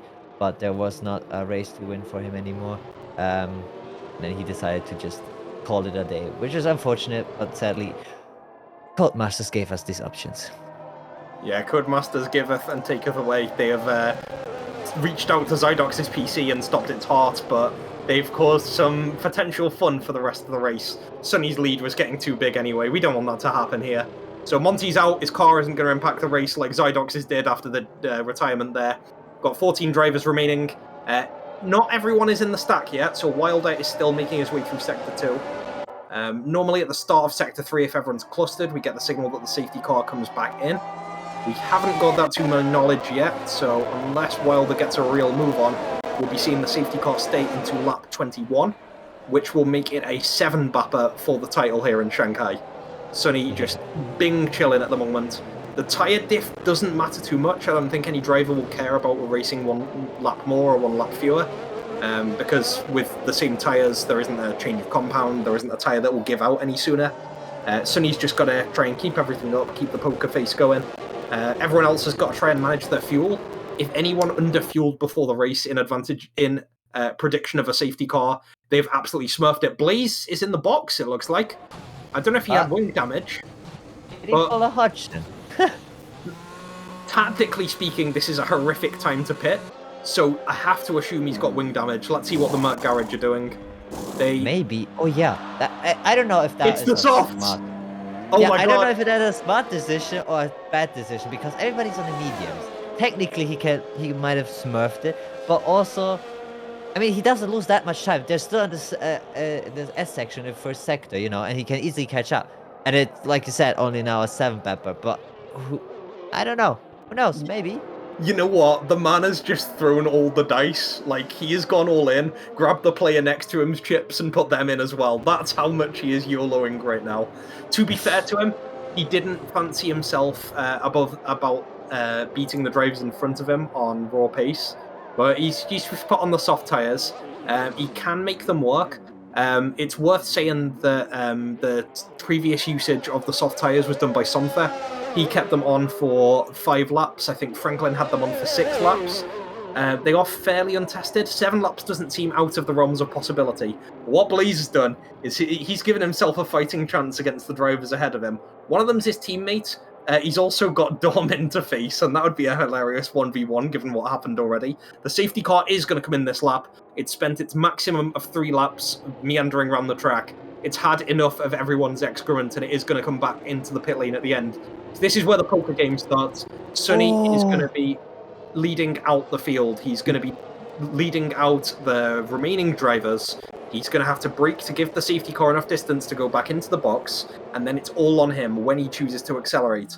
Based on race director's rules, the other drivers shouldn't really try and go alongside, but Sunny does have the power of backing up the grid. It's all in his hands, and he's then going to start to lead everyone out for the final 7 laps of this Grand Prix.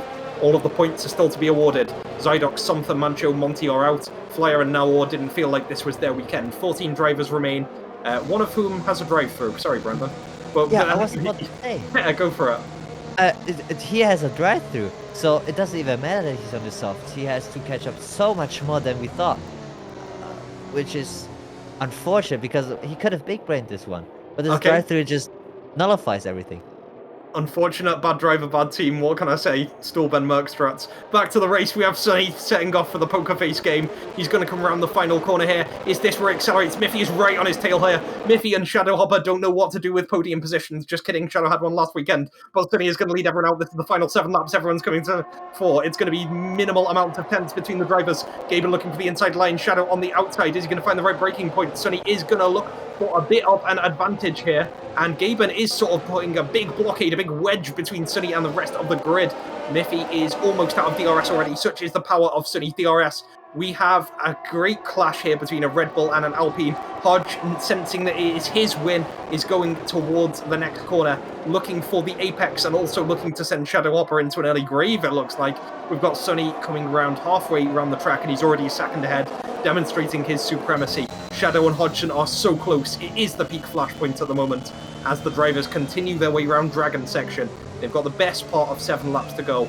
There's not really any more tyre strategies. Everyone's on the medium tyres. Minimal penalties, only Gaben's 3 seconds intervening there. It's down to raw pace, keeping your mental and fighting when you need to. It's going to be glorious as our drivers go onto the home straight, for the back straight for the first of 7 times. Yeah, and really unfortunate for Shadowhopper. He dropped to P5. Was that Carlos is the next driver to spin around, which is very, very unfortunate. But I mean, that corner always catches up people, so if you're not careful enough, it looks like his race is also pretty much done if nothing else happens. Well, I say that. Oh, Domin wants to dive Franklin. Nice corner. Think he stays ahead. I think Franklin had a better exit out of this one. Let's see if he can make it a move on with the DRS now. Looks okay, but I'm confused. lots of really close battling here. The DRS isn't active yet, but the DRS window is 1 second. It will be active when we go into lap 24. That is the next lap. Gaben is very close to Miffy here with a 3-second penalty. He's in net P5. Hodge has got to close the gap here. He's managed to negotiate that battle with Shadowhopper really well.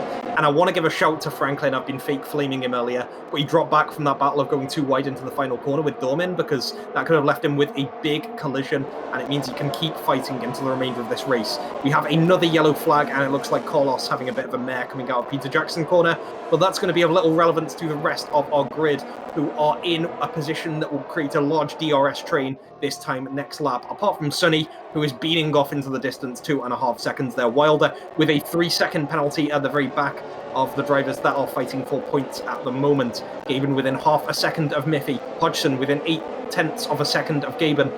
And a massive train from Shadow down to Impress, down to Maka and Glenn half a second back. Dormin half a second back from that, and completing the points positions is Franklin, who's just ahead of his teammate Envy. Yeah, and technically Hodgson only has to stay inside these 3 seconds, because unfortunately Gaben picked up that penalty, and you as a driver, obviously we said it multiple times over the course that we were casting, you wanna always beat the other driver on track, because that's just how you wanna be. You wanna be like, I was ahead of you on track, I can overtake you. But it is what it is. If you pick up a penalty because you did something wrong, it still is one position more you gain, and currently Hodgson and Shadowhopper both benefit from that 3-second Gaben has, meaning Gaben is a net P5. And obviously he wants to make the gap further, while Hodgson and Shadowhopper are trying to close that gap. While said that, obviously behind them we have Maka, who's really, really close to Impress. Want to get by him. I'm rooting for you, Maka. Please don't do any more donuts. Thank you very much. Especially not towards the end of the race. I hope I didn't cast a curse now. Yeah, caster curses are very frequent in this race, but they become all the more brutal, all the more important, and all the more decisive in the last 5 laps we have here. A lot of our drivers still within that DRS window, which is coinciding with activated DRS at the moment.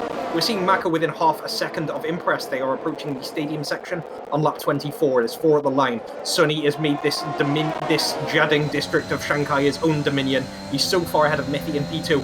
Gaben now has a run on Miffy at 2 tenths. Gaben has the aerodynamics. He has the DRS. I don't know what the ERS diff is, but I don't think it matters for this pass. Gaben has a great route here, but Miffy is staying with it on the inside line at the hairpin. Gaben looking for the runoff at the exit, and it looks like Gaben will be holding that overtake. No possibility of a switchback. Gaben moves around the final corner, and he is on track. No invalidations. Great move. And the Aston Martins now hold 1 and 2 on track. However, as Pyro brought up, Gaben's 3-second penalty will move him back to P4. I'm not done here. Miffy and Gaben fighting on the entry into turn 1. The DRS switchback happened on the home straight, and Hodgson is joining this battle as well. Hodge is only 5 seconds off a win. Maybe getting a bit overdramatic there, but Hodge is looking for a move on his own teammate Miffy here. This is senior versus junior team here. Will there be team orders? Miffy's already so spooked by the rear view mirror of Hodgson that Hodge has forced Miffy onto the grass. Miffy is dropping back from Gaben already. This may be a bit of an own goal from Red Bull, but Hodge is still in the chase. A massive gap going back to Shadowhopper. 2 Red Bulls in the top 4 is nothing to be sniffed at for a resident bus driver project captain. Sunny and Salty Gaben holding the line at the moment in the middle of lap 25. We have 3 at the line. We have Blaze and Carlos so far back from the field, while they're 5 seconds back with a 3-second penalty from P11. It looks like 11 drivers fighting for 10 spots at the moment, but anything can happen. Yeah, and like you said, they're all so close together that everything can happen. With 3 more laps to go, Sunny obviously at the front, Gaben P2. He did not really love the fight against Miffy because that cost him a lot of time. But now that Hodgson has to fight Miffy, obviously Gaben hopes that they're fighting more for it, but it looks like it that Miffy just lets Hodgson go, giving him the P3 and giving him a chance to fight for that 2nd place, being Gaben. And he's really, really close to the 1 second, but I don't think it was enough for the DRS yet. Yeah, it's not open. So he has to remain close and hope that he gets the DRS on the next long straight, while Gaben hopes that he can make up that time he has as a penalty, which is not looking great so far. But further back, we had Maka overtaking Impress, who was closing up on Shadowhopper, who were shortly trying to fight for P3, now drop back to P5 and is losing time more to Miffy, but obviously Miffy has the DRS, so there he has an advantage. Even further behind, we have another group consisting of Glenn, Dorman, and Franklin, who are fighting for that P8. I lied, it's not only Glenn, Dorman, and Franklin, even Envy is in that fight. So 3 Project Ferrari and 1 Project Red Bull trying to fight for that 8th position, with the senior Ferrari driver currently staying ahead and trying to remain ahead, and is, I think, even just about close to Impress, if I'm not... Yeah, he's very, very close. And further in front, like I said, Hodgson has his DRS now. I think 8 tenths is still too far away to make the overtake, but that will just help him because that brings him closer to Gaben, drains Gaben's berry more, and we will just have to wait to see, just like Hodgson has, to just play the waiting game a little bit, and maybe he can make the overtake later on. While I say that Glenn tried to overtake Impress, but it just didn't get the exit right. Maybe on the next straight he can make it happen. Let's see. He's very close, but I think half a second is also a little bit too far away, especially on the slightly shorter straight here. Yeah, he just has a look but cannot make that move also into the corner. Ooh, that was close with Gomin. But yeah, so far no position changes, just a lot of DRS training. Yeah, looking super close, Sandro. We've got one at the line. We've got 1.5 laps to go here in this Chinese Grand Prix. A lot of the top performers sent out of the race with DNFs. We've got a really close train as a result of a late safety car. Sonny appears to be the race winner in waiting. It's his to lose, 3-second gap to his own teammate. Hodgson has been in the ascendancy. He's in P3. He's had the double DRS on Gaben from the previous lap. He's going to have a couple more opportunities to attack Gaben, but strictly speaking, he doesn't need to because of Gaben's 3-second penalty, putting him on track in P2, but Inet behind Hodge, behind Miffy in P4. We've got Glenn very close to Impress here. Dormin is in that train and Franklin is behind them as well. So those 4 drivers make up the rump of the points at the moment. They're fighting for P7 through to P10. Envy, Wilder, Blaze and Carlos seem off the pace at the moment, so unless anything radically changes in these last 1.5 laps, the points position seem decided. It's just the order that matters. I want to see how Hodge handles this one, because he's just come around the hairpin. He's had one DRS section in this lap. He's looking for another DRS section as we start the final lap, lap 28 of 28 in this Chinese Grand Prix. He's attacking Gaben. He's within 0.3, so this is going to be a really close flashpoint for the rest of the lap. Dormin in P7 at the moment. Franklin appears to have got a couple positions sorted. Impress still leading out Glenn as we finish up our points positions. But we've got the rest of the final lap to go. Sandro, how are we looking? Oh, it looks really, really close. For the back though, Impress and Glenn actually had what looks like a look dude because they dropped position to Dormin and Franklin, who passed them.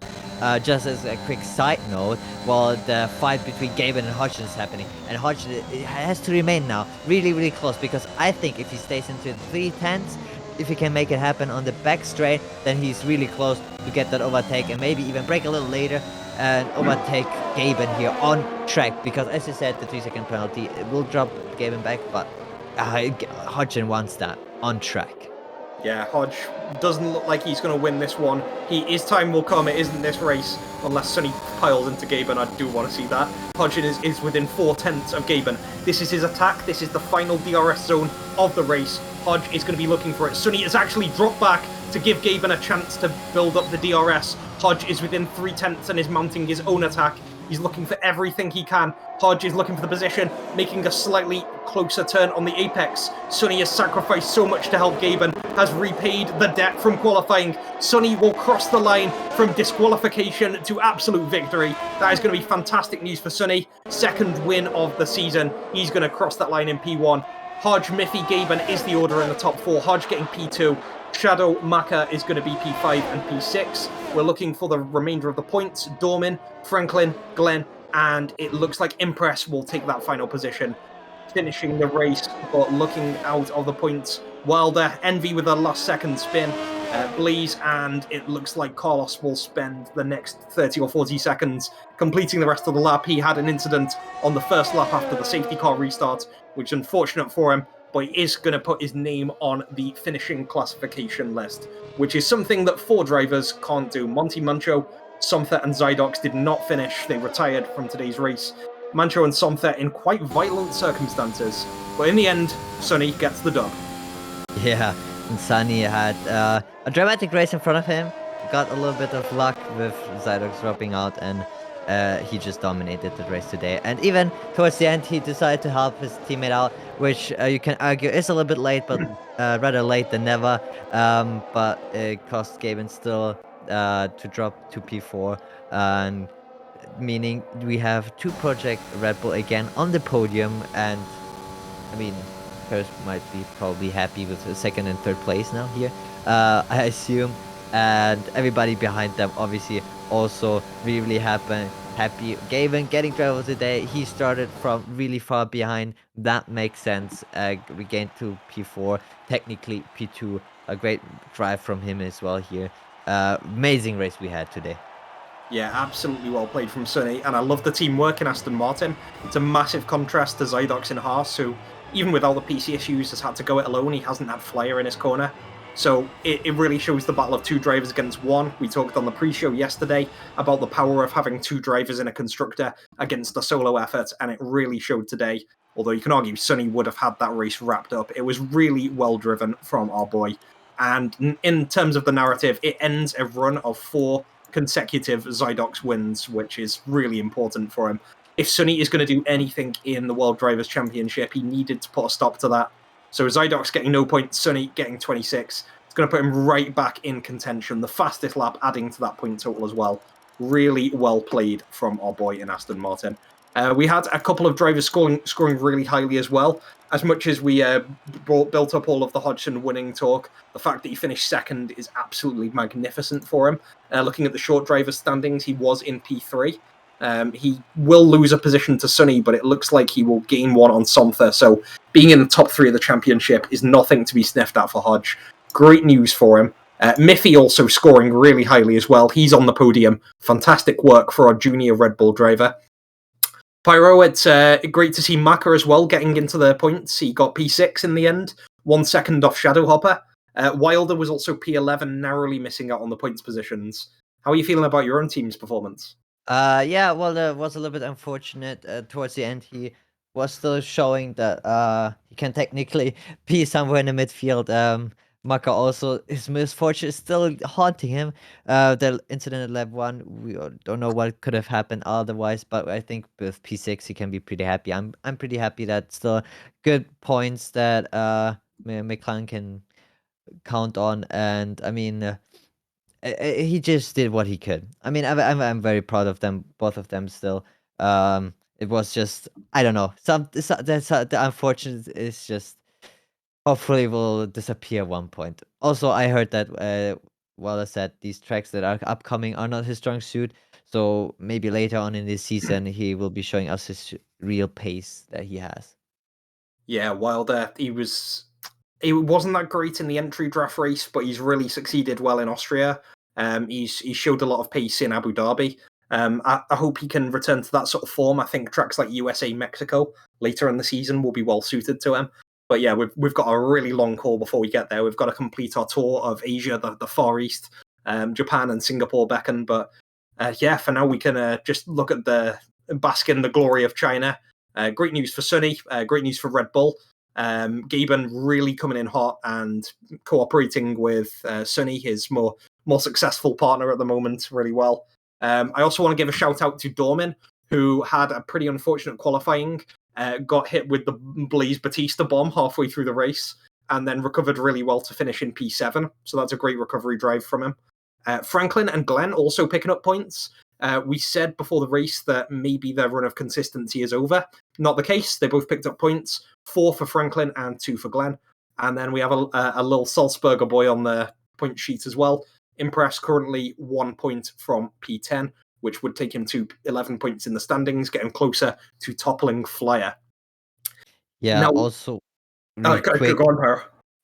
real quick, just wanted to say that Shadowhopper also did a great job. He was short-lived with his podium position, unfortunate, but he still held that P5. So props to him because he started, I think, P5, holding that P5.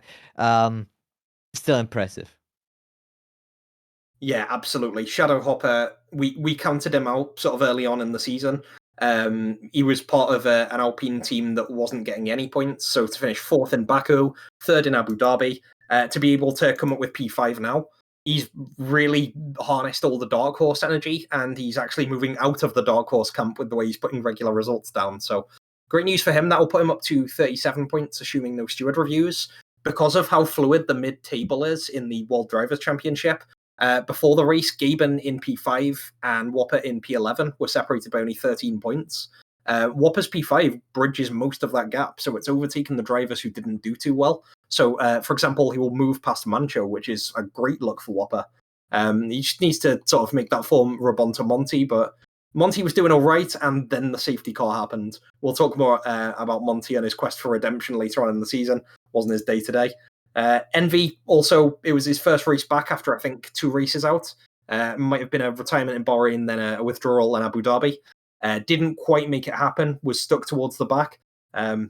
Unfortunately, I don't think it was his race today, but for Ferrari Project as a whole, they got 2 drivers in the points. They had Franklin and they had Glenn. So hopefully they can hit us in future races, bringing Noah to the table, coming with a full 4-man team. Yeah, and I mean, as you said, I think they're happy with Ferrari taking the points rather than Alfa Romeo, that since they're the senior team. But the race, the season is still long. Anything can happen. drivers may find their form sooner or later. Other drivers maybe drop their form. Depending on what tracks we are, as we've seen, they can happen a lot. Also, at the top, anything can happen. We've seen just a little bit too aggressive with Somtha and Mancho, and then you have two drivers already out that might fight for the top, and then you suddenly see yourself fighting for P2 or P1 even. Anything can happen at this season. Anything can happen in every race, and that's why I love this VL F1 season, because everybody is so close together. And we've seen some drivers, unfortunately, that still haven't found their form, but I'm pretty sure they will find it sooner or later, and then we will be having more interesting races, maybe even with some faces towards the top that we usually don't see, and then they're gonna have at least one nice weekend or even week that they can be showering in glory or shower in glory. Yeah, well, we'll certainly hope for that. In the meantime, we're hopefully going to get our hands on some of our drivers that have just finished the Chinese Grand Prix. And we have our hands on a driver whose name has been mentioned maybe more than anyone this weekend. It was called that he was going to win. Unfortunately, a certain Aston Martin driver turned up and took it, but he beat everyone else. It's our boy Hodge. How you doing? Not too bad, not too bad. Thank you. Yeah, boy, congrats on finishing P2. It's your second P2 in a row. That's 36 points from 2 races. How are you feeling? Yeah, pretty good about it. Technically, over the course of the whole race, I finished less than less than a second behind Sunny. So the facts don't lie. Yeah, like if you ignore Sonny's, if you take your camera off Sonny in the final lap, then that sentence rings true as well. So yeah, 1 second off victory. We're going to see you closer. Well, I'm sure we'll see you win in future years. But yeah, it certainly works well. Just take us through how you were feeling in those final few laps, because I think you advanced about 4 or 5 positions in that last chase. Yeah, so I was starting from fifth behind the safety car, and the most ideal situation that I could have had there was essentially as soon as I get past Shadow, like that's all of my problems over because I've got Gaben with 3 seconds ahead. I've got my teammate in second, holding him up or defending or also fighting for a podium place. And then I had Sunny, who was just in a completely different race, to be completely fair. So it was all about communicating with Miffy as much as possible to try and find a way for us both to get onto the podium, and it seems like that's exactly what happened. Yeah, fantastic work for you guys. You've got Miffy on the podium, and it's sort of a hallmark of Red Bull we've been seeing recently. We saw all 4 Red Bull project drivers get into the top 7 last weekend, and we saw yourself and Miffy on the podium. Are you still feeling the Red Bull team? Are you still feeling the synergy that you guys have? Do you think we can expect to see it regularly? So the good thing about this team that we have is no matter if one person has a bit of an unfortunate race like it has in this race, we're all still close enough to the point whereabouts we can all work together. So that's a really big benefit for this team because no matter what happens, there's gonna be at least 3 or 4 of us that can, still work together in the race, and that's what changes the races from working on your own and having to fight through everyone to, working together and maybe not having to fight as much through. Yeah, you've definitely got your team you can work around. I had an inside shout from Miffy earlier that you were doing all of the strategies this weekend. Can you confirm or deny that? Were you planning all of Red Bull's strategies? Yeah, I guess so. I knew the sauce were absolutely horrible around here, so it was a case of since they were both starting outside of the top 10, I was like, look, outside of the top 10 isn't bad. I would rather be outside of the top 10 with hards than start inside with softs because the strategy is just so much less optimal. So I suggested, look, if either one of you or both of you want to start on hards, it is definitely the tech to do so. Because softs and two stopping or softs and extending to hards is just not the optimal strat at all. Yeah, well said. The softs did seem to fall off very quickly. Most of the drivers who did go on start on the hards performed really well. Miffy's the prime example. You've got the drivers who switched onto the hards later. Most people went for medium to hard, as you saw. And yeah, it did seem like the whole back of the field took a leaf out of your book and followed the same strategy. So certainly works. Looking ahead to the next few tracks, how do you feel about your chances? We've got Suzuka next weekend, and then after that, we've got Marina Bay in Singapore. How do you feel about your strength at those couple of tracks? So this is going to be whereabouts I'm probably going to start like falling down a bit. So the main crucial thing here is to try and take any advantage I can get through these next few races, and just try and optimize the points that I can get each time. Yeah, well said. It's very much a case of take any points you can in this long season, but you've taken 36. It's fantastic work. And yeah, long may it continue. Thanks for coming on stream. Is there anything, before we say goodbye to you, are there any messages you have for either your team or any rivals you have or any adoring fans you have out in the paddock? Not really, just mostly to the team. Just good job as always. We're doing really well and work together, so let's just keep it up. Great And work. also, congrats for Miffy getting on the podium as well. Fantastic. Very, very grandiose of you, Hodge, and giving the glory to your team, as it should be. Great work from Hodge, great work from Red Bull. We say goodbye to our second place driver, 18 points to Hodgson. Great work for him, and he keeps himself fighting in the World Drivers' Championship. Pyro, how are you feeling about Hodge's performance? Can he keep it up?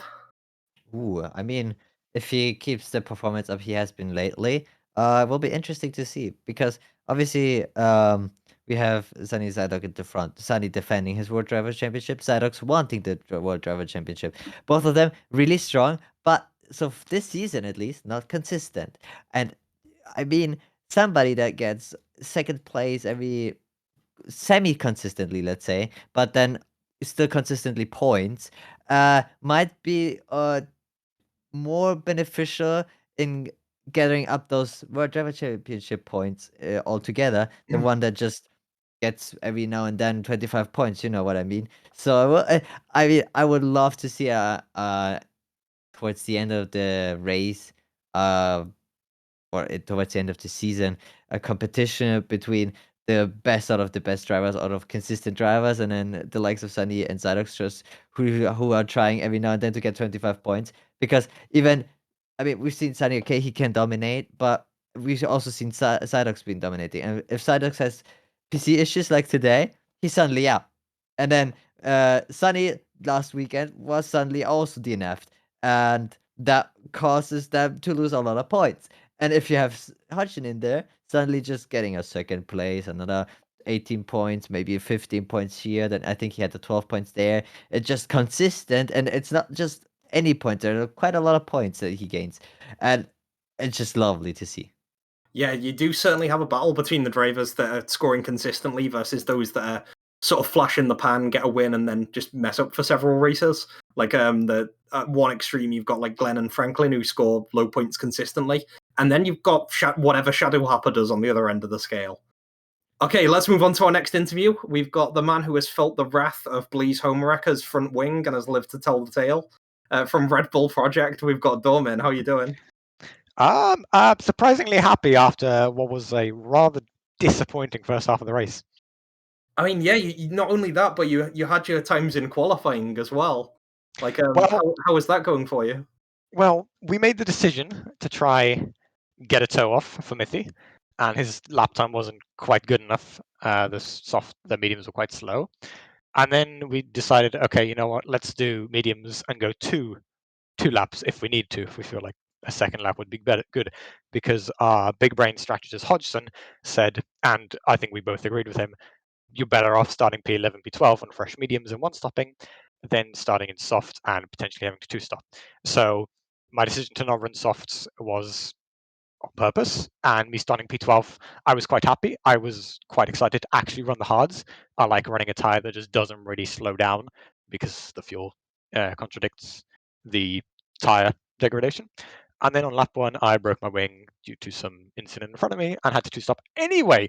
So that was all the qualifying strategy out the window by the end of lap one.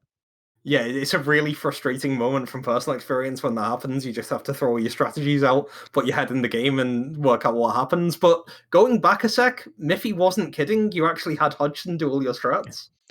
I mean, it wasn't like we were all listening to him without using our own brains. It was very much, okay, what does Hodgson have to say? Do we think it's reasonable?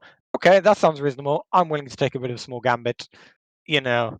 So, but yeah, he was basically lead strategist, and he was not a Ferrari strategist today. Yeah, well said. He's sometimes he's the best strategist, but it helps other teams if you catch my drift. But yeah, it certainly worked. The hard tires did favour the back of the grid. If not for other incidents, for example, your lap one or Blaze deciding that grass was the perfect type advantage in his Pokemon battle, then it would have worked well for a lot of the drivers there. Yeah, after that first lap, you were trailing towards the back of the grid. Were you just following that strategy? Stay consistent, be on the hard tires, get us through as much of the race as you can.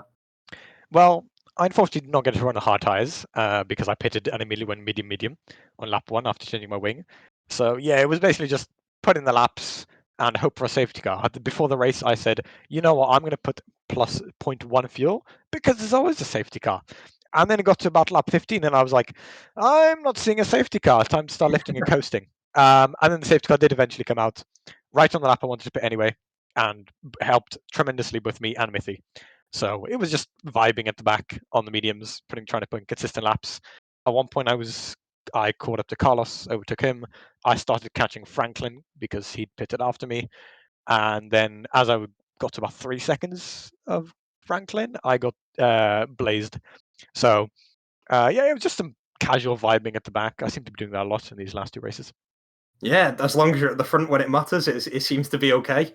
How was the mood and the call with Blaze? Because I think that Red Bull and Merck had a few flashpoints today. Because I think one lap later, that was the Somther Mancho incident. Yeah, I mean, I just sat there muted at the back, coughing to myself, kind of vibing. And then Manchu got understandably quite frustrated at the incident. Then he turned into our Jeff and was actually really useful. He giving us ERS information, etc. Otherwise, mood was, I guess, pretty standard. They were all pretty both calm and hyped at the end. A bit confused about what Sunny was apparently doing on the last lap. I think you're slowing down. But yeah, pretty chill race in voice calls. Yeah, great news. Like, for me, that's in the great tradition of Red Bull because our boy Travis, who's been the Red Bull captain for so long, whenever he raced, he would micro tilt. He would get really, really annoyed and let off a bit of expletive, and then exactly zero point 0.5 seconds later would return to the iron focus that you're talking about. So, yeah, you're following in some great footsteps there. I think we're glad Mancho isn't here so we could get his input on something. But yeah, you handled it well. You got yourself up to a great position and you're walking away with, assuming steward reviews don't change anything, 6 points from 7th position. Overall, would you have taken that before the start of the race? Are you happy with that? I probably would have taken that. I notoriously despise this track. Back when I used to play F1 2016, I would race Monaco, but I would retire from China because I hated it that much. A bit better now that I have a setup that actually allows me to turn the car. I was, I think, quite unconventionally to other people running 11 front wing. I hate an unsteery car, and China is even worse. So I probably would have taken P7, and after lap one and then the incident with Blaze, I'm really pleased with P7. The only thing I was worried about when I was catching Glenn was that the laps would run out because the DRS is so strong. We were in a bit of a train. And then Glenn got past Impress sent it pretty hard from pretty far back. And just like Lewis Hamilton and Silverstone, I went through past both of them in about 3 seconds. So I was very pleased with that. And yeah, would have definitely taken P7. Yeah, it seems to be a position that sort of solidifies where you are in the championship. You haven't gained ground on Sonny and Gaben, who were immediately ahead of you. You're sort of sharing that Alpha Towery P6 area with Miffy. And you've gained ground on Franklin below you. You've gained ground on Mancho, and Maka didn't really do much better. He was one position in advance, so you've remained ahead of him. So you're really occupying that spot P6, P7. You're really holding out with the Alpha Towery border. Are you happy there? Do you think you can kick on? Maybe even challenge someone like Hodgson or Gaben?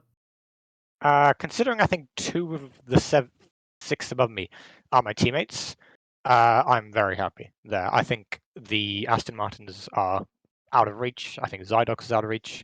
I think Somther's probably out of reach. So yeah, I'm happily vibing in P7. And I have two teammates above me, so it's not a bad spot to be. Yeah, we take those certainly Red Bull powerhouse. Well, Dormin, it's been fantastic having you on. Great to talk to you from a position of your third consecutive points finish. P7 on a track you notoriously despise is a great result. Before we say goodbye to you for the evening, Dormin, and you get to go and relax, have you got any messages for either your Red Bull teammates or maybe Rowan, who's about to do some exams, or anyone out there? I think to summarize my race, it is what it is. It is what it is, and sometimes it do be like that sometimes. Wise words from the modern incarnation of Sun Tzu. It's Dormin. So great result for Dormin. Again, Red Bull seem to be pulling stuff out the bag. We've got Hodge and Miffy really powering through the results as well. So yeah, fantastic work from them. Pyro, we've just had Hodge and Dormin on. They've both been really good as part of Red Bull. How are you feeling about that project? They're just looking really formidable, aren't they? Yeah, I mean, after a season where we were like, now that Travis is out there, we don't know how the drivers will behave or if Red Bull is gonna be as they were back then. Obviously, they're not as strong as in the prime days, fighting for the P1, but it's still really, really, really decent team. And I mean, the Project Red Bull just, I mean, even with the team synergy here, you cannot do anything wrong at all because when do you have this especially with Domin who said that he had a bad start turn one and then just kept his head down, did his own race and just decided that eventually later on it will benefit him. You mean that's you need a lot of mental energy for that one. Not everybody can just pull this one out. A lot of drivers would get angry, would start doing reckless mistakes because they're just frustrated. So it shows how much of a mental strength Domin has, especially now with turn one or lap one having that unfortunate incident. Yeah, to be able to come back from that is great. And I love the mark of a good team, which is when a driver gets eliminated or finds themselves out of the race, instead of like going to, I don't know, punch the nearest wall. They just stay on, like Domin said that Mancho did, and just jeffed for the rest of his team, provided information about ERS, tyres, deltas to the rest of his team. So I really like the outfit that they've got, and they've had a lot of success recently. Hopefully they can kick on and have a model for some of our other teams. I think with Rowan potentially rejoining the Ferrari racing roster soon, we might be seeing 4 Ferraris together, Franklin, Glenn, Rowan, and Envy. If they can sort of combine their powers and create that team environment, obviously Fab's doing the jeffing long-term for Ferrari. They've got the same sort of level of comms, the level of info that they can provide for each other. So yeah, a lot for teams to build on. But yeah, that's going to be all of our action from Shanghai, China. That was round 7. I hope you all enjoyed. I'd love to see what you think in either the Twitch chat or please join us on the VL Discord. Pyro, a quick preview, gentlemen, a short view forward to the future. In round 8, we're going to be doing the Suzuka International Circuit in Japan. How are we feeling about that one? And have you got any advanced pieces of advice for your drivers? I mean, it was always one of my favorite tracks. Obviously after Monza and Imola, but I hope it is a very interesting track. I hope my drivers out there, my McLaren boys, finally get a little bit more luck and it stops doing donuts on the track or spinning or having a crash. That was not always their fault. But we will see. Otherwise, maybe who knows? Franklin fan number 1 is happy with Franklin's result today, or will be even more happier and cheering on next week. Who knows? Yeah, maybe we'll get some fans who don't focus too hard on Franklin, but focus on all our drivers. But less said about that, the better. Next week, NSK Production will bring you more hard-hitting content, and it starts on Saturday, 7 p.m. UK time for the Japanese Grand Prix pre-show. It'll be live with myself, Blaze as the host, and we'll hopefully have some special guests for you. We moved this week's one to Friday. We'll keep you updated in VL Discord. And then on Sunday, at the usual time, the main event, the Japanese Grand Prix qualifying and the race itself. Every crash, scrape, overtake, and mistake live as ever with our team. Here on this Twitch channel, twitch.tv/official Valence League. Catch up at the same address. Until then, I have to thank everyone who's tuned in. I have to thank my boy Sandro. It's been great to cast with you. You. No, you indeed. Any messages for our viewers before we close off? I mean, with these races we're having here lately, you surely don't want to miss out next week. I mean, come on. Also, I want to say thank you to Stuben for just coming in clutch at the end with the production once again. And yeah, I think I heard mid race a little bit. He is very, very tired, but still pushed through. So thank you again, Stuben, for that. Yeah, we sometimes love our 1-2 combos. We a jab with a reverse punch, bangers and mash, bubble and squeak, Hamilton and Bottas. We actually had 2 production engineers today, so we had Travis covering the first half, and we had Stillben covering the second half.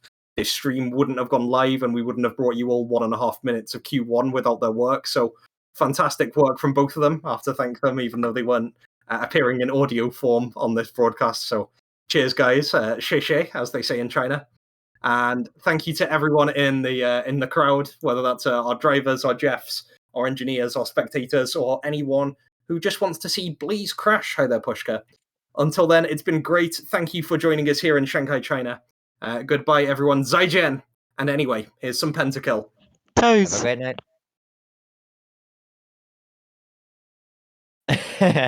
So it's worked. So yeah, here we go. Here's some pentakill finally. We pray.